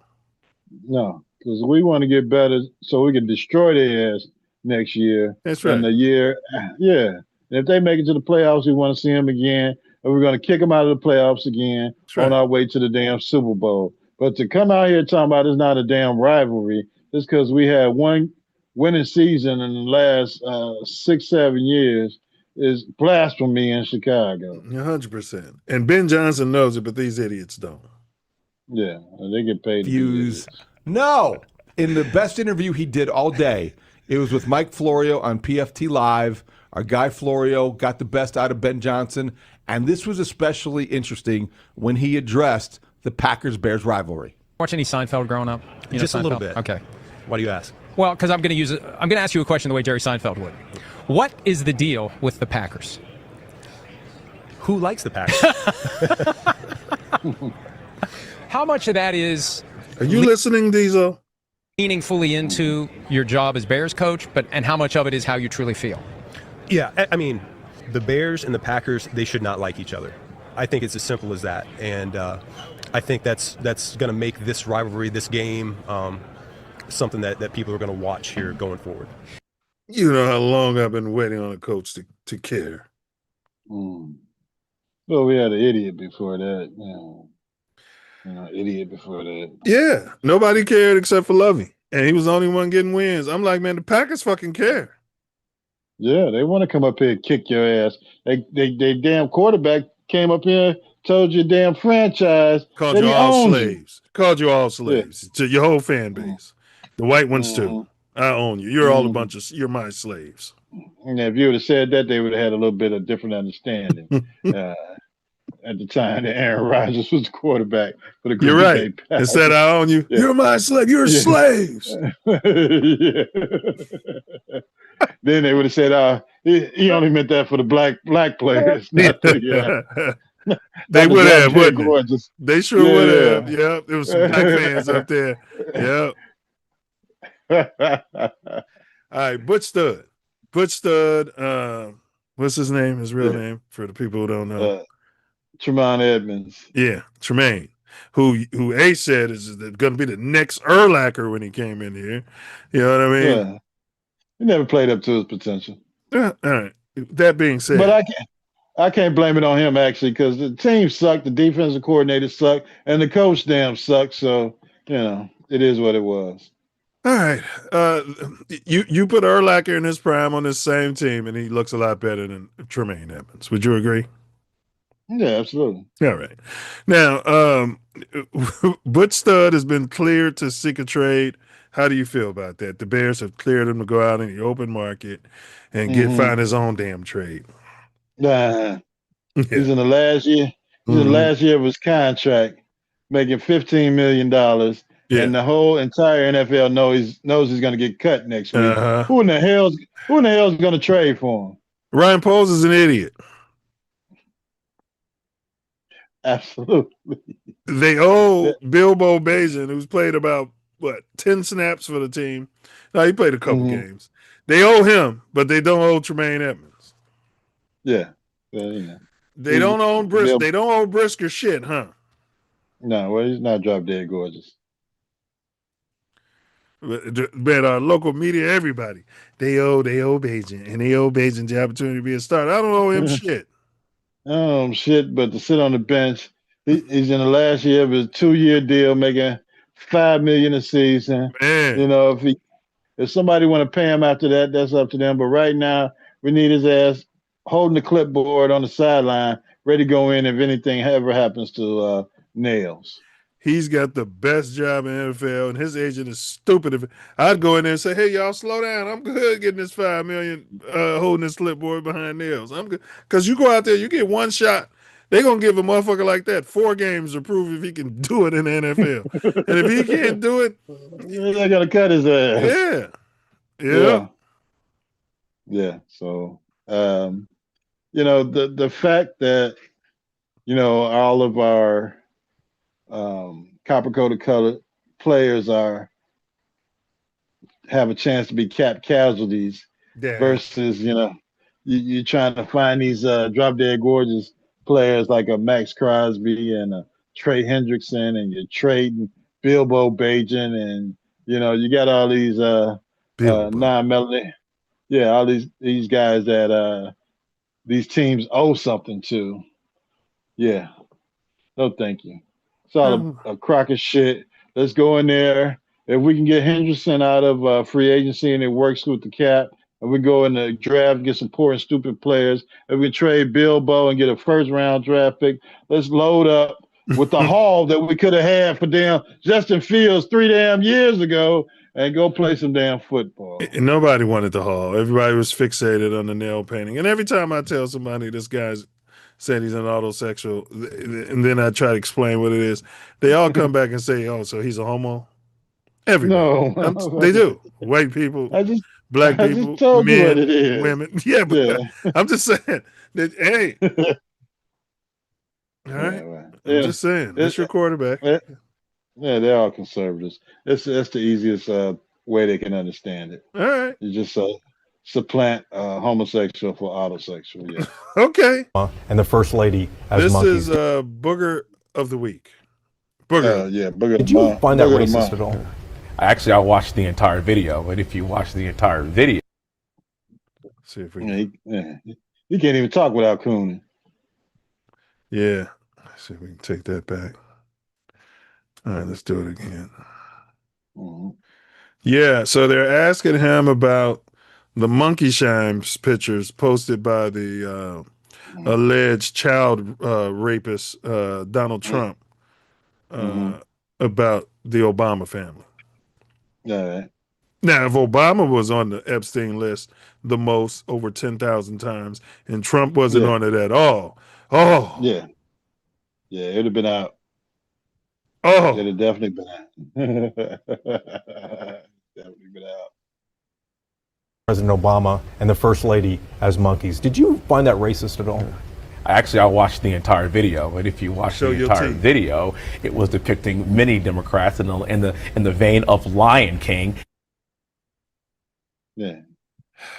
Which has been debunked. Lion King had no monkeys like that. Yeah. There are many Democrats in there. Yeah. That's the conservative narrative. They want to always switch to the two-party system when you talk about how damn racist they are. Who was that guy?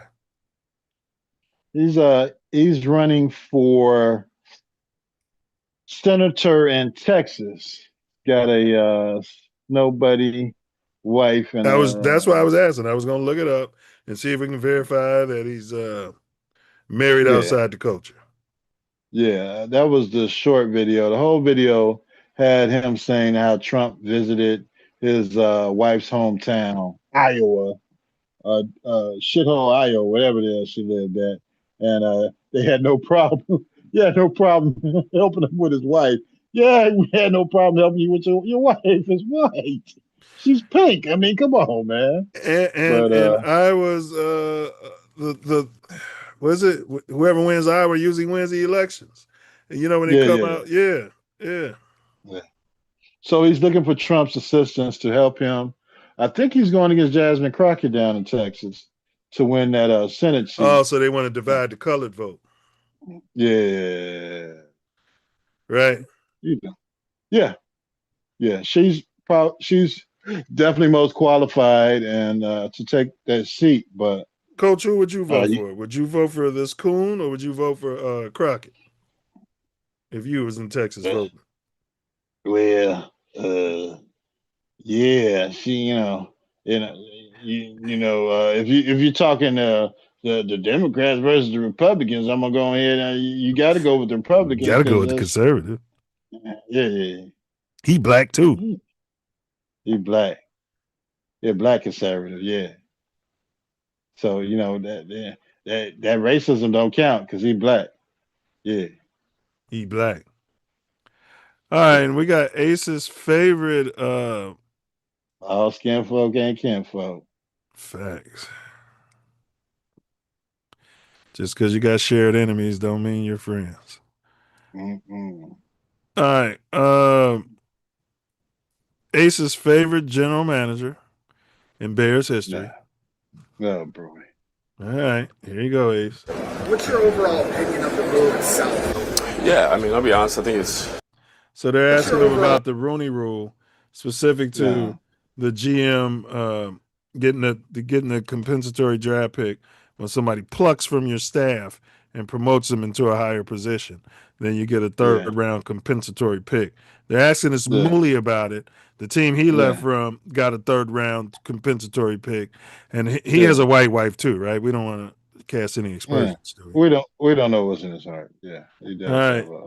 Yeah, so he's standing there in front of the white media, and they ask him, "What's your opinion on the whole rule?" And here we go. What's your overall opinion of the rule itself? Yeah, I mean, I'll be honest. I think it is a little strange. I mean, at the end of the day, you should want to develop your staff regardless of the color of their skin. I think that's important. I think we take a lot of pride with the Bears on how we have our setup, and I take a lot of pride in that. So to be compensated for that's a little strange. I mean, I saw the Chiefs get a pick because of me, and then I watched that player go and play. It's just a little odd. But at the end of the day, if they think that's what's best to help incentivize, then that's what they wanted to do. If at the end of the day, if the league thinks that's what's best to how about you grow a pair of nuts and go up there and tell them we want our damn draft picks for this guy that you develop as a general manager, and the damn Atlanta Falcons are telling you that he's running the show. The president that they brought in, who doesn't know shit about football except for yelling hike, is telling you that our assistant general manager is coming over there to run the show. And the fact that you can come out and say, yeah, the Bears don't deserve these 2 damn draft picks is absolutely ridiculous. And it's bigger than that. You coming out there as a copper colored. This is about the nature of the Rooney Rule, about DUI. He's getting up here saying everybody should be promoted on the content of their character and their abilities as opposed to their color. So this guy's been a beneficiary of the fucking rule himself. Yeah. Now that he's in the position, now he doesn't. He don't think the rule's important. He don't think it's necessary, and blah blah blah blah blah. Yeah, the NFL wants to do it the way they want to do it, then we can let them do it the way they want. Correct. Not acknowledging why the NFL set this rule up in the first place, because niggas like you wasn't getting no opportunities to be in this position. Right. Now you had an opportunity to groom somebody under you and put them in a position to be a tickle his tonsils. To put them in a position to go to another team from this organization, directly from this damn organization. And the Bears didn't want to block it because, they didn't want to block his opportunity. MF the NFL. If the NFL did not want to give them those picks, I'd have blocked his ass from leaving the I'd have team to blocked go it over too. there. But we owe him. We can't go. You don't owe him shit. Yeah. You owe him for being a commodity of the Chicago Bears. He's under contract, and he was going over there getting a promotion to be the general manager of the Atlanta Falcons, follows the Rooney rule, and we should have got our picks. Thank you. And now you want to just push it under the rug because the NFL said no. Now on this poll, like 87% agree with Ryan Poles. But here's the thing. I was watching Shannon Sharp's pod, and they agree with us. Yeah, they should.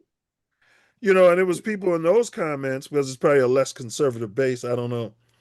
But they were saying, like, yeah, the reason they set this rule up was because coloreds were not getting opportunities to be in upper management.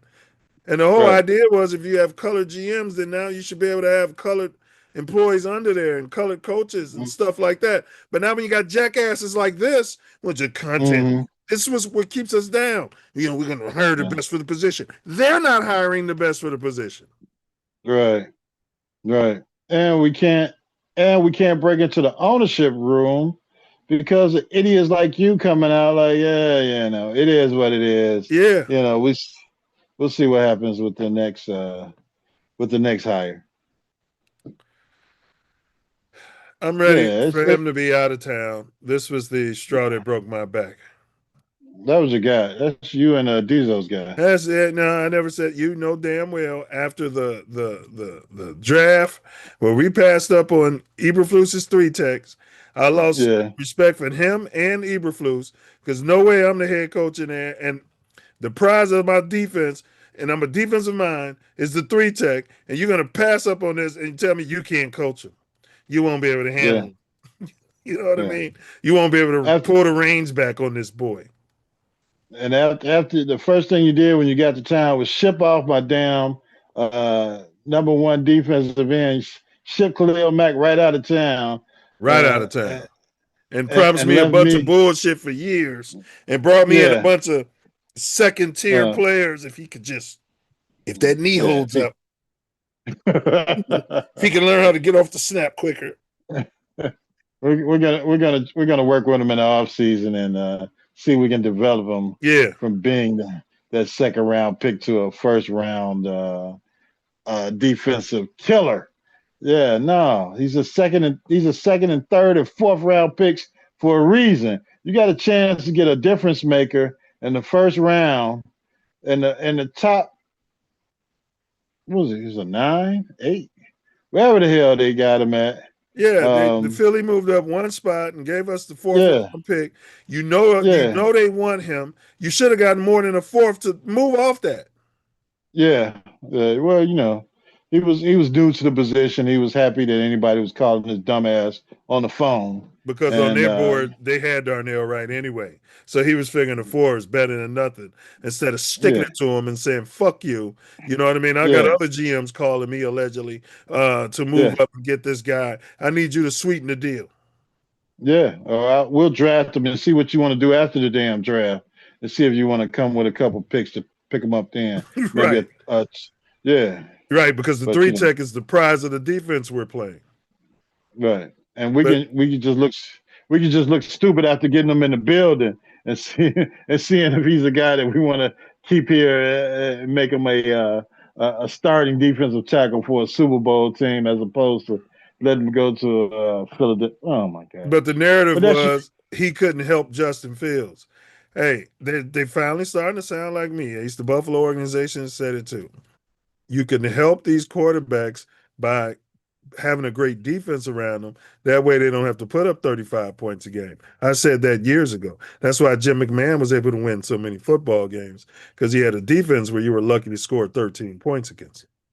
Well, you're looking at the last 2 damn Super Bowls that was won by the damn defense, no matter what the hell the quarterback went out there and did. Thank you. Yeah, the defense is that was able to control the game, and then you go on to win your championship. Yeah, but no matter Bears how, fans don't want to win games no more. We want to throw for 300 yards and break the 4,000-yard team passing record.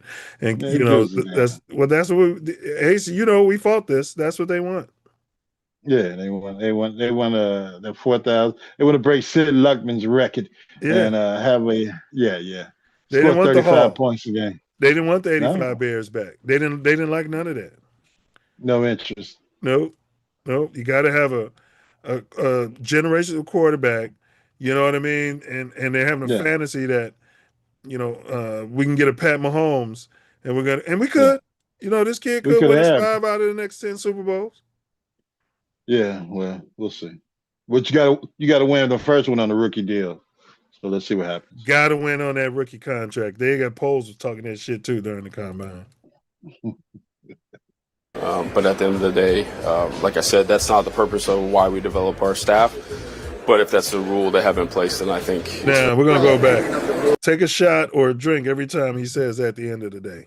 Overall opinion of the move itself. Yeah, I mean, I'll be honest. I think it is a little strange. I mean, at the end of the day, you should want to develop your staff regardless of the color of their skin. I think that's important. I think we take a lot of pride with the Bears on how we have our setup. And I take a lot of pride in that. So to be compensated for that's a little strange. I mean, I saw the Chiefs get a pick because of me, and then I watched that player go and play. It's just a little odd. But at the end of the day, if they think that's what's best to help incentivize, then that's what they wanted to do. But at the end of the day, like I said, that's not the purpose of why we develop our staff. But if that's the rule they have in place, then I think it's very clear in the situation on what should happen. But at the end of the day, you're a fucking moron. How's that sound? No, this is y'all guy, man. Y'all said he came around. Don't put that on me. The only thing I said, let me be clear for everybody who's just listening and bloviate. I said you got to give him some credit for the good moves that he's made, and you can't give all the credit to the white boys around him. That's all. Okay. Yeah. You know what I mean? Saying he wasn't making none of those moves till Ben Johnson got here, and his experienced coaching staff. He was probably listening to Eberflus and them idiots he had before helping him in the draft room and Chat GTP, and now we see what the hell that led us to. Before we had a coach that came in and knew what the hell he was doing. Well, I will tell you this: Ben Johnson told him, "Don't you go out there and devalue Tyson Bagent." Tyson Bagent, yeah. Yeah, if you can't say nothing nice about these players, shut the fuck up. Shut the fuck up. Yeah. And we didn't have a coach. We didn't have any experience, anybody with some nuts in the room. We had a coach, he just didn't have any balls. Yeah, to tell this nutless GM the fact that, hey, shut the fuck up, man. This is our quarterback. And even if Lovey didn't believe in a player, that was their player at the time. And we weren't making moves then like we can now, but there's no way we should have been in a position where Justin Fields was devalued like he was. To a 6th-round pick. Yeah. And you talking about you get a 1 for a Tyson Bagent.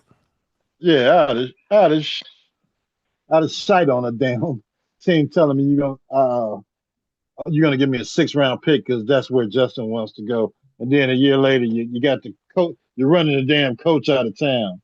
Get out of here, man. This is a business, and we ain't too far gone to see that. Business. Yeah. And then if you don't want to compete in this business, then find somebody else to be the general manager of the Chicago Bears. And I'm sure Ben Johnson has a say, or somebody he knows that can come in here with a set of nuts to get what we need to get done for the team. Well, I'm borderline offended that you keep suggesting that I was a polls guy. Big Hink is in the building. Big Hink, appreciate you popping out. What do you think about Ryan's poll saying that these GMs and everybody should be hired by the content of their abilities as opposed to their color?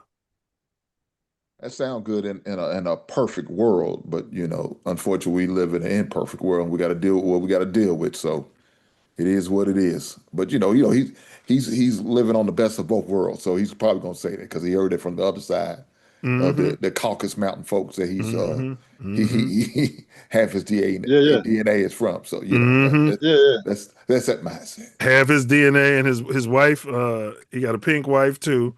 You know what I mean? So those conversations be different than with me and my wife be talking.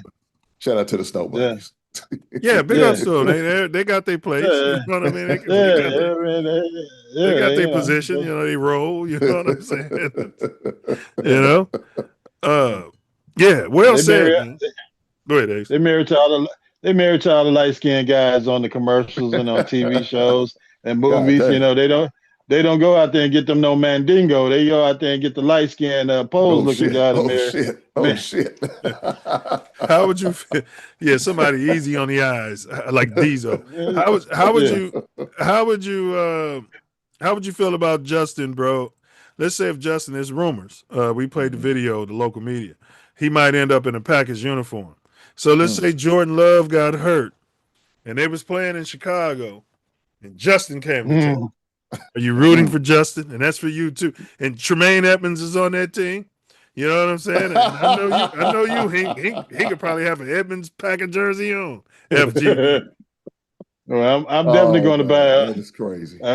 A Justin Fields Packers jersey, and I would only wear it to the Packers game. Oh hell no, Ace! Come on, man. God damn. I'd have to do it.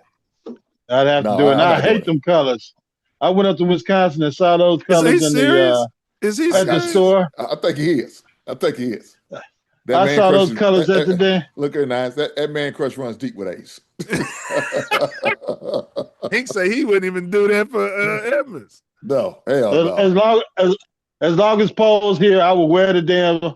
I feel you on that. You're saying as an affront to Ryan Poles. You damn right. I'd have Poles' picture on the front and the back, and I have a Justin Fields Packers jersey on. That's crazy. You're damn right. No, look here. Once they leave the team, I let the jerseys go.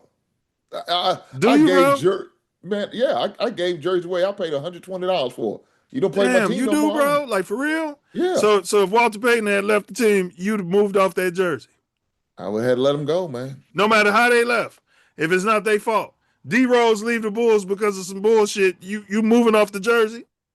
I don't need him no more. Damn. He no longer plays for my team. Khalil Mack, Roshan Smith. Who else? That's history, bro. You got to keep those jerseys, bro. That's the whole point. I gave him the Goodwill. Wow. I can understand Khalil. He wasn't drafted by us. But Roquan, the chef, he was drafted by us, bro. He was a Bear. He didn't do nothing wrong. He just tried to get 3 years paid. And he was out, man. He didn't make it through his whole contract. He didn't make it through the whole rookie contract. He got to go. Yeah, I got a Brandon Marshall jersey, Julius Peppers, Peyton and Fields. Yeah. Did you get a Peppers Packers jersey though? You're damn right I did. You're damn right I didn't. They got rid of him because his contract was too big, and it wasn't the same situation as he wasn't supported like JF1 wasn't supported here in Chicago. So, but Hank, your boy Tremaine was given the permission to seek a trade. Did you hear about that? Yeah, I seen that. What's your take on that?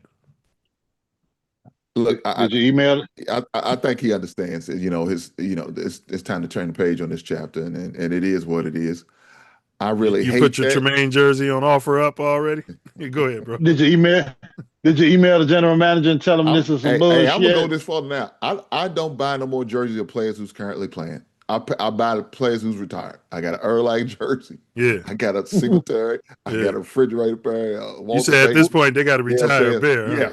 Yes. They no longer play retired players. I got over. So Edmonds, I don't have an Edmonds jersey, but if I did, the Goodwill's going to get a new item here soon. He be taking them to the Goodwill, bro. Yeah, we don't know what's Erlang. I kind of knew that was coming, and I don't think he's going to take a pay cut. He's not going to try to negotiate a deal for him. I don't think they will. It ain't nothing to negotiate. He gone. Damn. Yeah, it's a team-friendly deal, man. That's what they talking about. So let's jump to the combine, man, real quick as we close out. we wanted to shorten these terms up on these shows. So this is a slave combine. I think everybody here probably knows why we call it that. We're just going to show you some of what goes on. Let's see. Look at the big thighs and look how fast they can run. Yeah, and then jump, nigga, jump. All right, here we go. So this is just giving you fair use. You guys can't see any of this. Face Like of you got Northwestern. Yeah. He's going to be a 25 Yeah, he's supposed to slow down. He's an offensive lineman. We need him blocking and lifting damn weights. Instead of pulling his hammy at a slave combine, huh? Right. I wouldn't even have the white players out here. You don't have to be out here. Just keep them all back, huh? Yeah. You went to look at you went to Northwestern. You don't have to come out here. Yeah, you're a skinhead. Look at your bald head. 4'9" and that bitch. Big lineman. He got recruited. Ended up having a baby in college, and he just never really liked the game. But like, I was like, damn. Like we had some classes together. We graduated together. I'm like, man. And then all of a sudden, his name went, D1. Everybody was after him and shit. I'm like, man, damn, dude. He's big though, fast. It's drop dead gorgeous. Yeah. Probably racist. I don't know what was in Bob's heart. He seemed So let me ask y'all this though. Yeah. If they didn't televise it, would we still feel the same way about the damn combine? You mean the connection to slavery? Yeah. Go ahead. I think I always did. Even when they just showed the clips on the news or ESPN, they show them, and it used to be much worse. They were damn near naked, and they were measuring their thighs and pinching their butt. jump. Yeah, looking at how big their lips were. I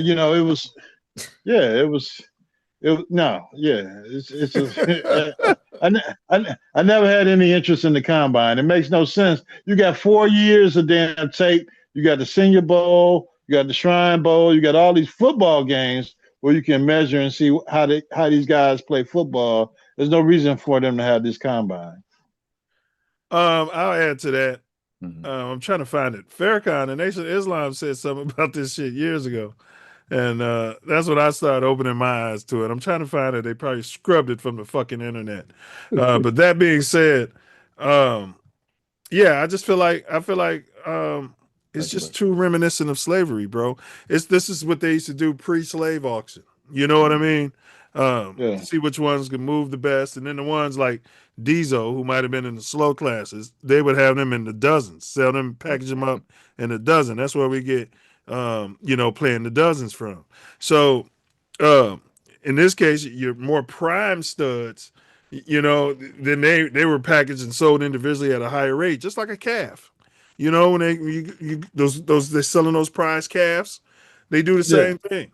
They measure their body fat and all of that, So I don't know, man. I this is how I feel, man. I feel like it's definitely akin to slavery. It brings back memory in my DNA, bro. Yeah, the slave. Go ahead. No, what I was gonna say, to me, the only thing they should be doing at the combine is the questioning. Get the question, the mental question. Have them take the mental test and the questioning. The Rorschach test. Oh, is that what they call it? Something like that. Yeah. So I would be okay with just that. The teams that are interested in whatever players, get about 5 to 10 players that they're able to interview. And if they have any more questions, do it on the pro day. Let all that other stuff happen on their pro day. And in my opinion, that's what it should be. And then I wouldn't, I guess, equate it to what we consider the slave auction. You know what I'm saying? But they do. Well, the auction is the draft. This is what they used to do before the auction. So seriously, they would get all the owners out, just like the owners come here.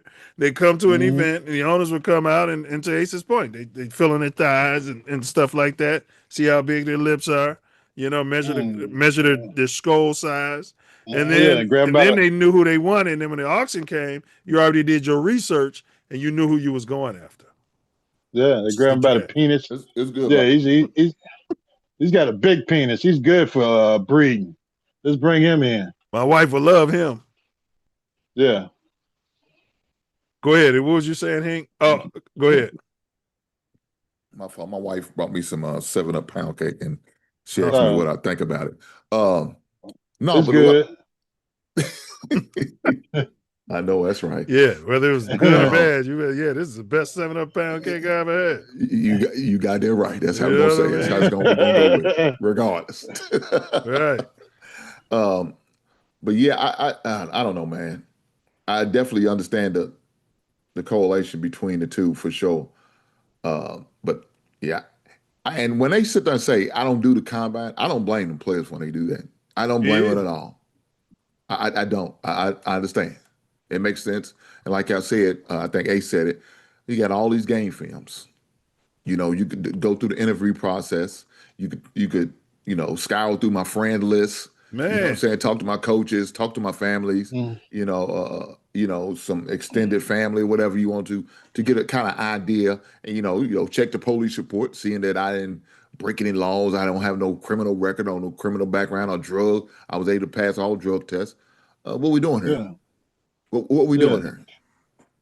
And like you said, the offensive lineman running 40, what purpose does that serve? None. None at all. What does that mean? Let me look at his thighs. Oh, you just want to look at his thighs? See his thighs fully. His thighs fully extended. But yeah, the fact that you got these guys. I mean, yes, you want to interview them mentally.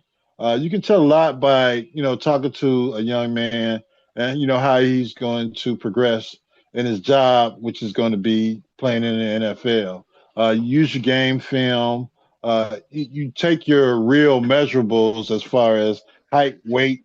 If you want to do the vertical leap, that's fine. But that really don't mean much for most positions anyway.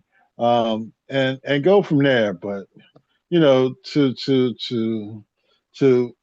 to castigate them and have them out here in front of the world, running around like the slave auction is absolutely ridiculous, and is part of the fact that there's no copper-coated ownership in the league. And if you had half of the league was owned by copper-coated owners, I think this combine would go the way of slavery.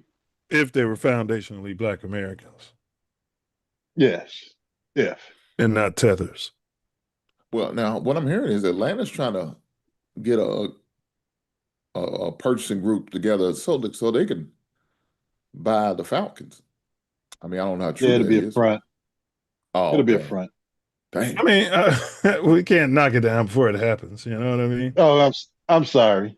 I mean, they're getting be a purchasing group. They're getting a purchasing group down there in Atlanta. Yeah.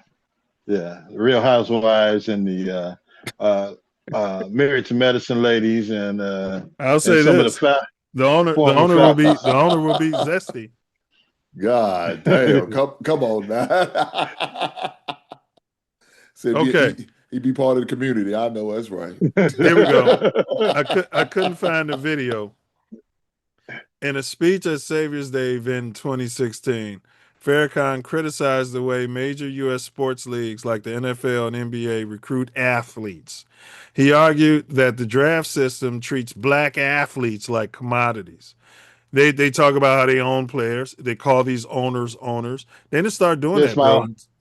Yeah, until like 10 years ago. Yeah, that's my owner. Yeah. So, we didn't use, my generation wouldn't even call him boss. Now we're calling him my owner. And Stephen A. Smith is talking about the owner, and the owner is my friend. These guys are CEOs of companies. They're not owners of people. So all the owners come out and they send their overseers out to look at these commodities, comparing it to a form of modern day slavery. He said the teams buy and sell players based on their athletic skills, timing, and measuring them, and then selecting them rather than valuing them as complete, full human beings with a broader purpose and potential. Farrakhan also used broader language about sports and black athletes in that speech, suggesting that focusing purely on athletics, including the pipeline of professional drafts, can be dehumanizing and limit black people's roles in the overall society. His remarks were controversial, drew reactions from athletes and commentators.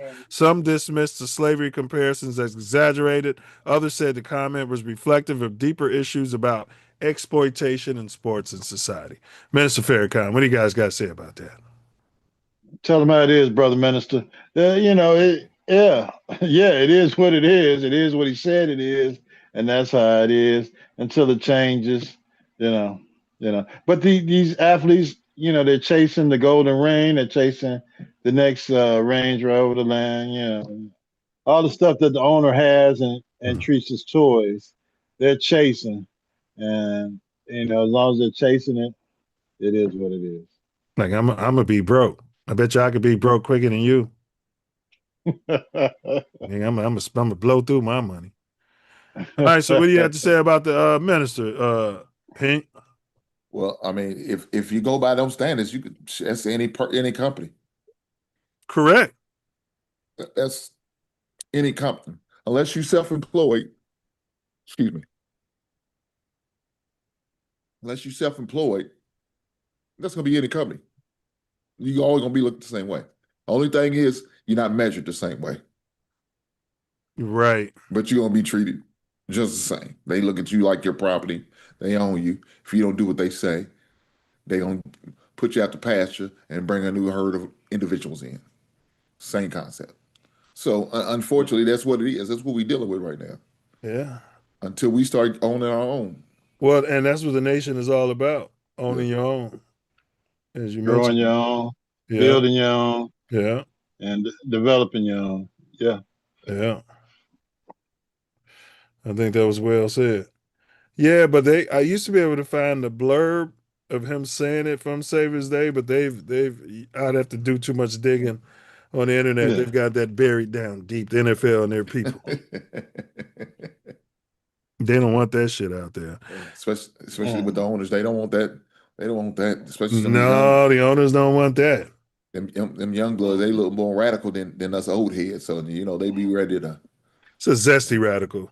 I don't know how radical they are, man. Okay. Nah, I didn't want to say that, but I can't fight you on it. I ain't gonna say they're more radical than I ain't gonna say that.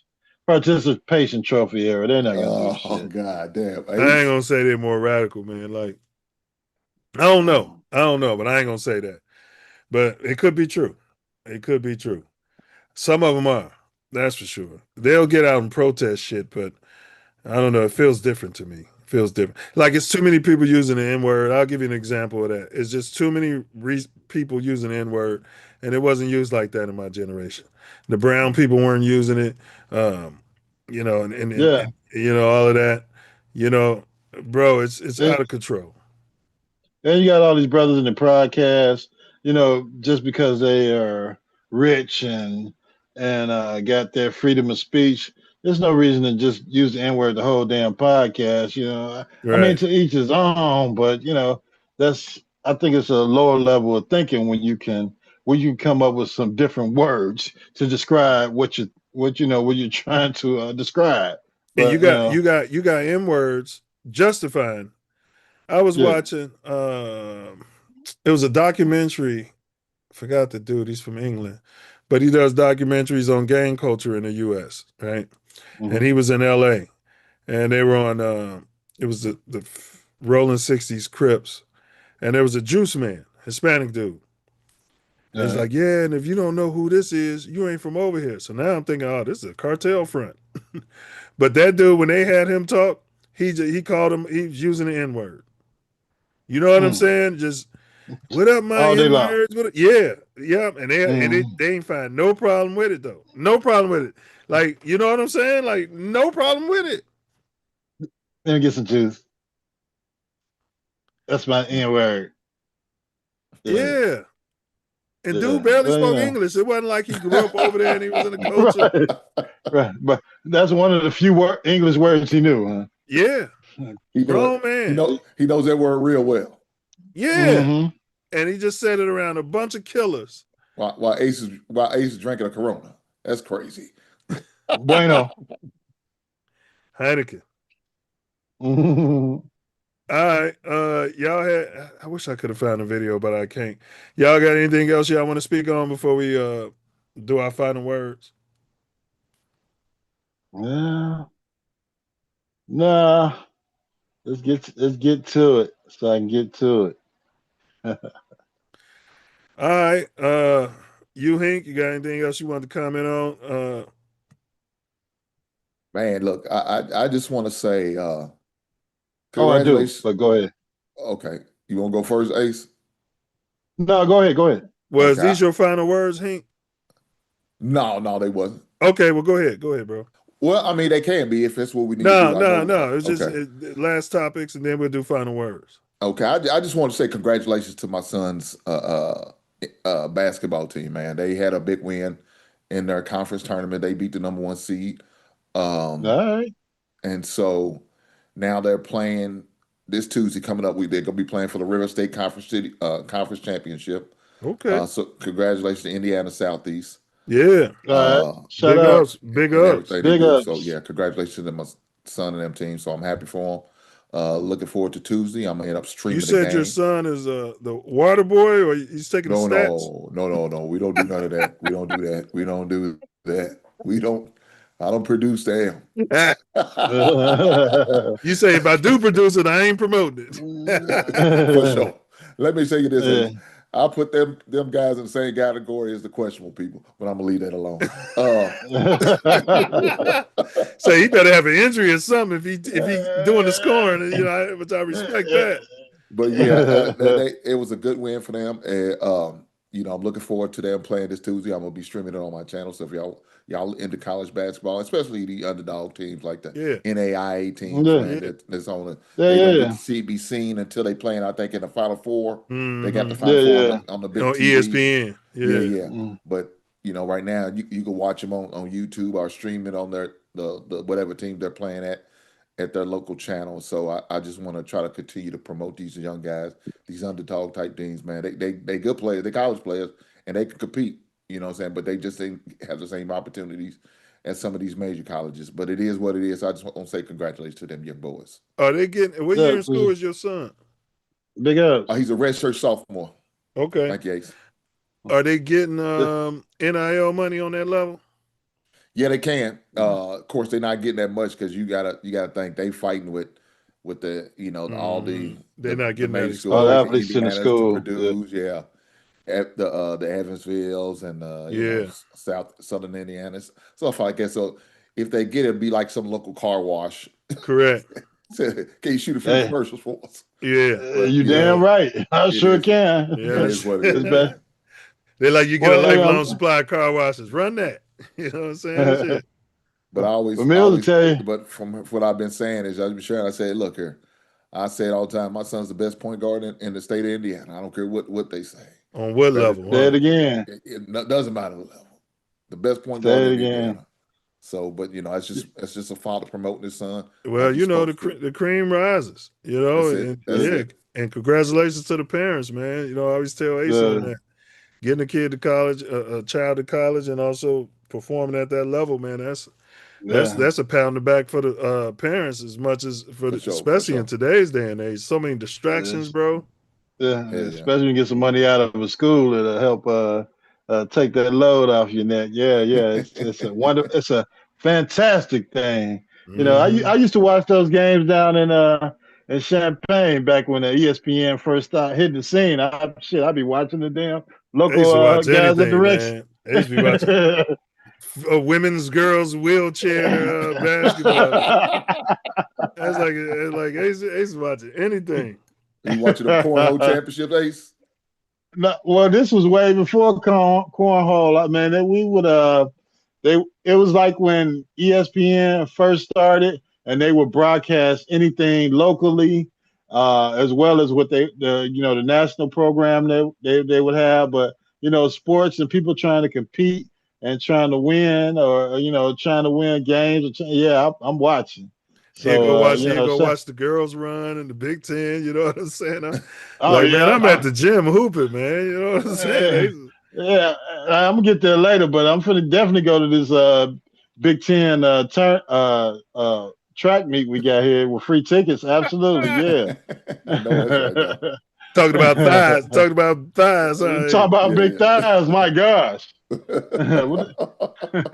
Back in the days, Ace is not a kid anymore. Hey, but well said.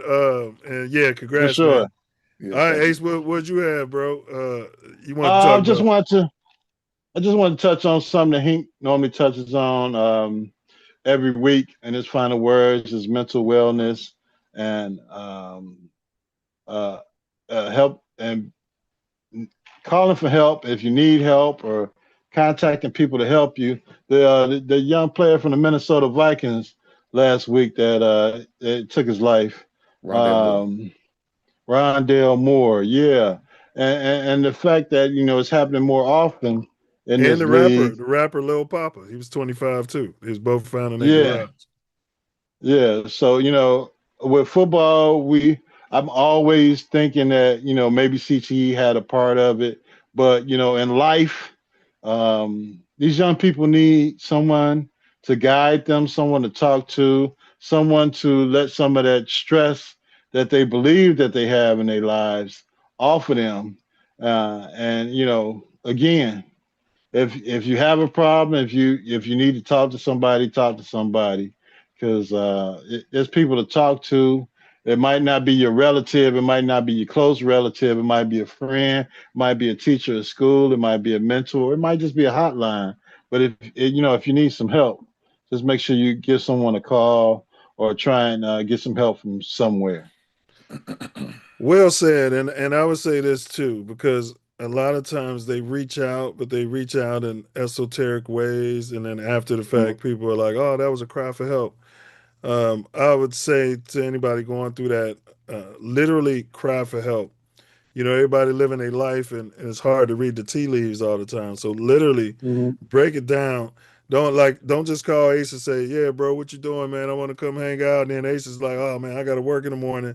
And then now you process that is people don't care about me. Reach out to Ace and say, "Man, I need somebody to talk to." You know what I mean? I ain't like no, I need you. Like reach out, and then people will call off the next day at work, or they will just say, "Hey, I'll just go to work tired the next day." Pull up.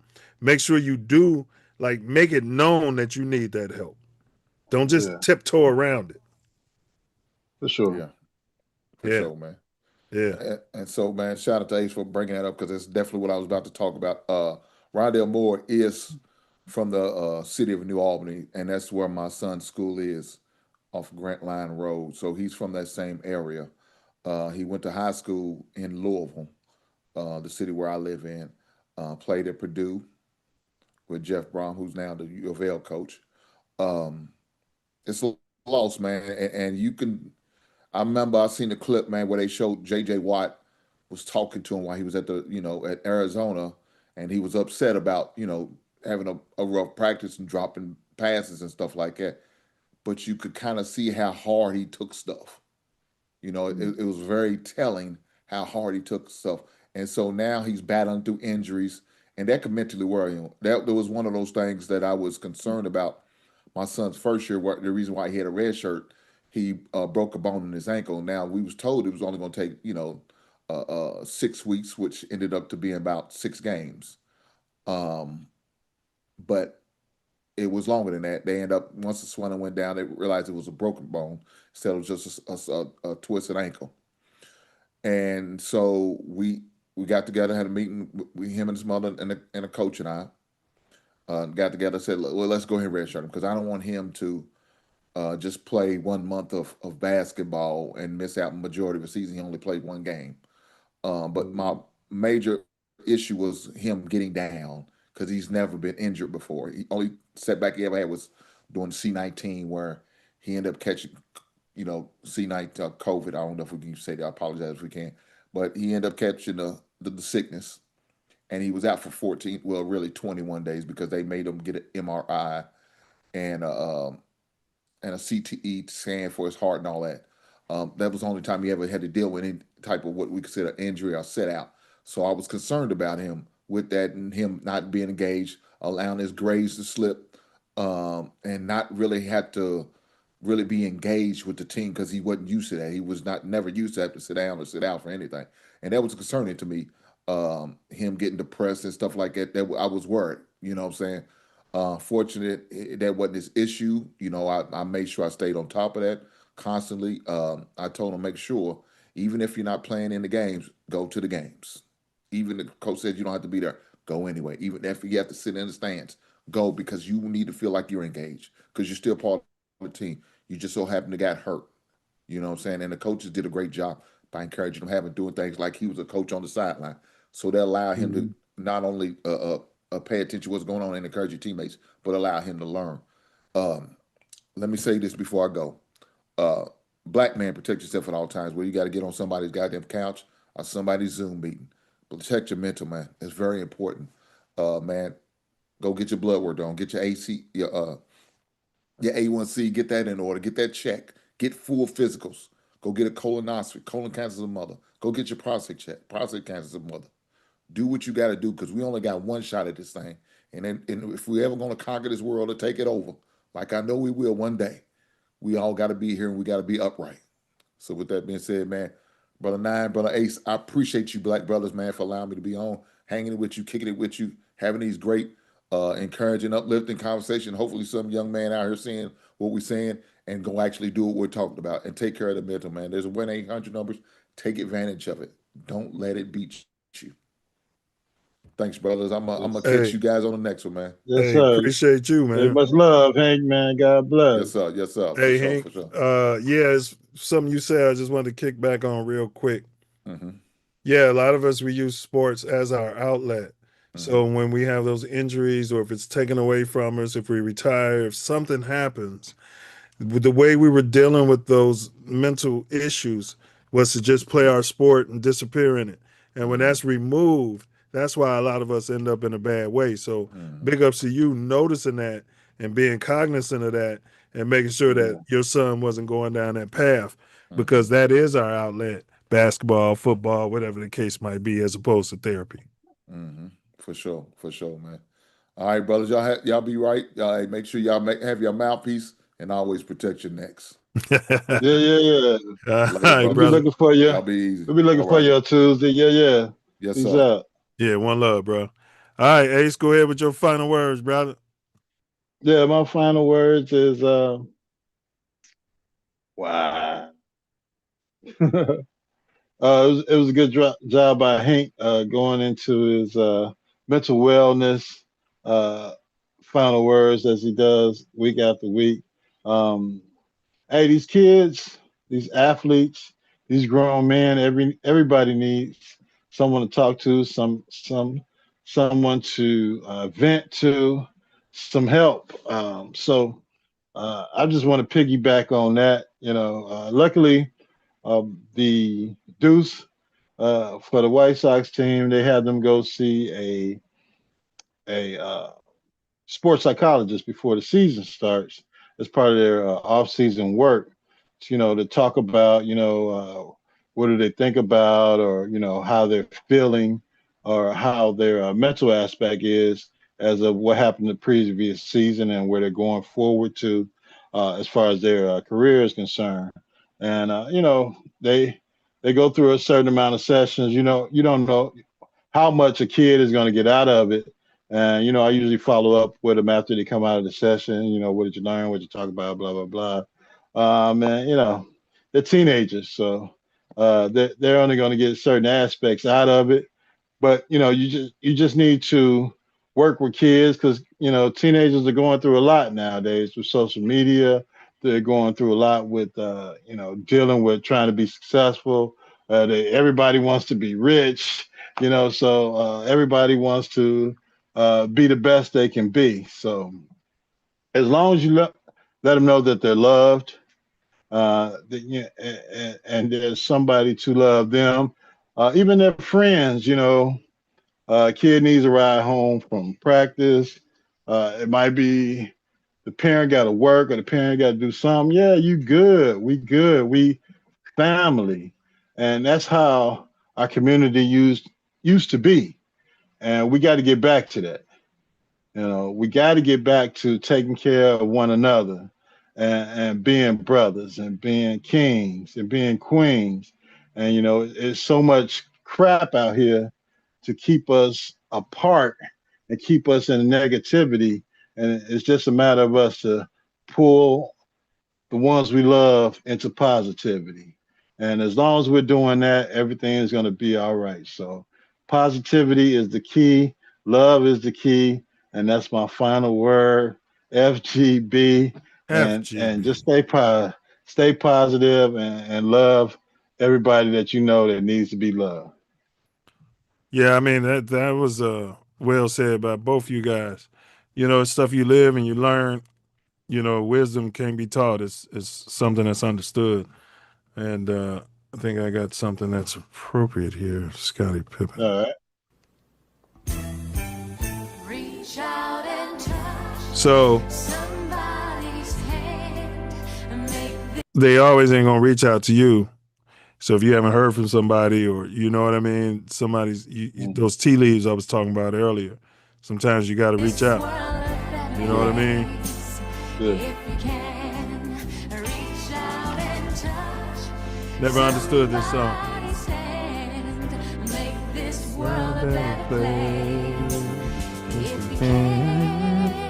Classic. Diana Ross, MJ.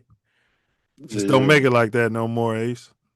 No, we always talking about some other things. Right. All right, that's a wrap on a wild mix of headlines that refuse to play by the rules.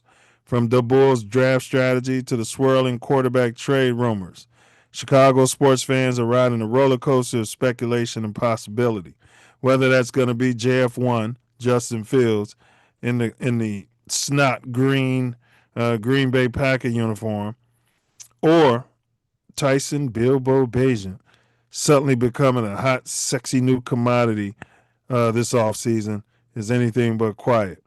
But beyond those potential trades and mock drafts, we're also challenging the deeper narratives, like the optics and legacy of the NFL Slavic Combine, when athleticism is measured in a setting that echoes uncomfortable historical parallels. It's worth asking, who's really benefiting and what stories are being told through our silence? As the sports world keeps spinning, we'll be here to decode the tension, spotlight the symbolism, and keep the conversation layered, because the headline might flip the whole script. Thanks for rocking with us again this week. Until next time, stay locked in, stay curious, and stay ready for whatever this week throws at us on the field, in the political arena, and everywhere the two collide. Because this ain't just content, it's connection. And it means more because everybody is here with us. Stay locked in. We appreciate your support and enthusiasm for the Mouthpiece Included pod. If you have any more questions, suggestions, comments, or need further information, feel free to reach out in the comments and ask, or you can hit us up on our emails or our numbers if you got the 411. Stay tuned, stay passionate, bear down, and as always, Ace, until next time. FGB to the highest level of FIVity. I second that notion. FGB in all caps. Year round, baby. Year round. Ain't no off season. No days off. No FGB. days off. Man. You know what I'm saying? I get off the bus screaming FGB. Yeah, for sure. Even though you're she's general manager, our coach is on the bus. FGB. Like, now he been down. They had the same damn meeting down at the combine. The coach stands up to the podium and say, "FGB, it's a rivalry, and we here to kick their ass." And we can't get Diesel to say it. You know what I'm saying? And like, nigga, this is Lions week. I don't care. FGB. All right, Karen. Take us out of here, y'all. Be blessed. Put a shovel on the ground. Breaking my heart, man. Yeah. Breaking my heart. You guys gonna get your little suburban stadium and your little you probably have halter top night, fingernail paint night. You get your fingernails painted. I'm not going out there, man. I go watch them out of town before I go to damn out of town. All right. You find yourself sliding through. You might be in LA. On Florence and Norman. Hey, homie. Hey, man, come here. Better. You might be in Chicago. Woo! Dipping down Ashland. You better. Chill back. Check your 6. Double check that blind spot. Use that blind spot assist. TATN. Better guard your grill. TATN. Guard your grill. TATN. Mouthpiece included. TATN. Bear down. TATN. Bear down. Knuckle up.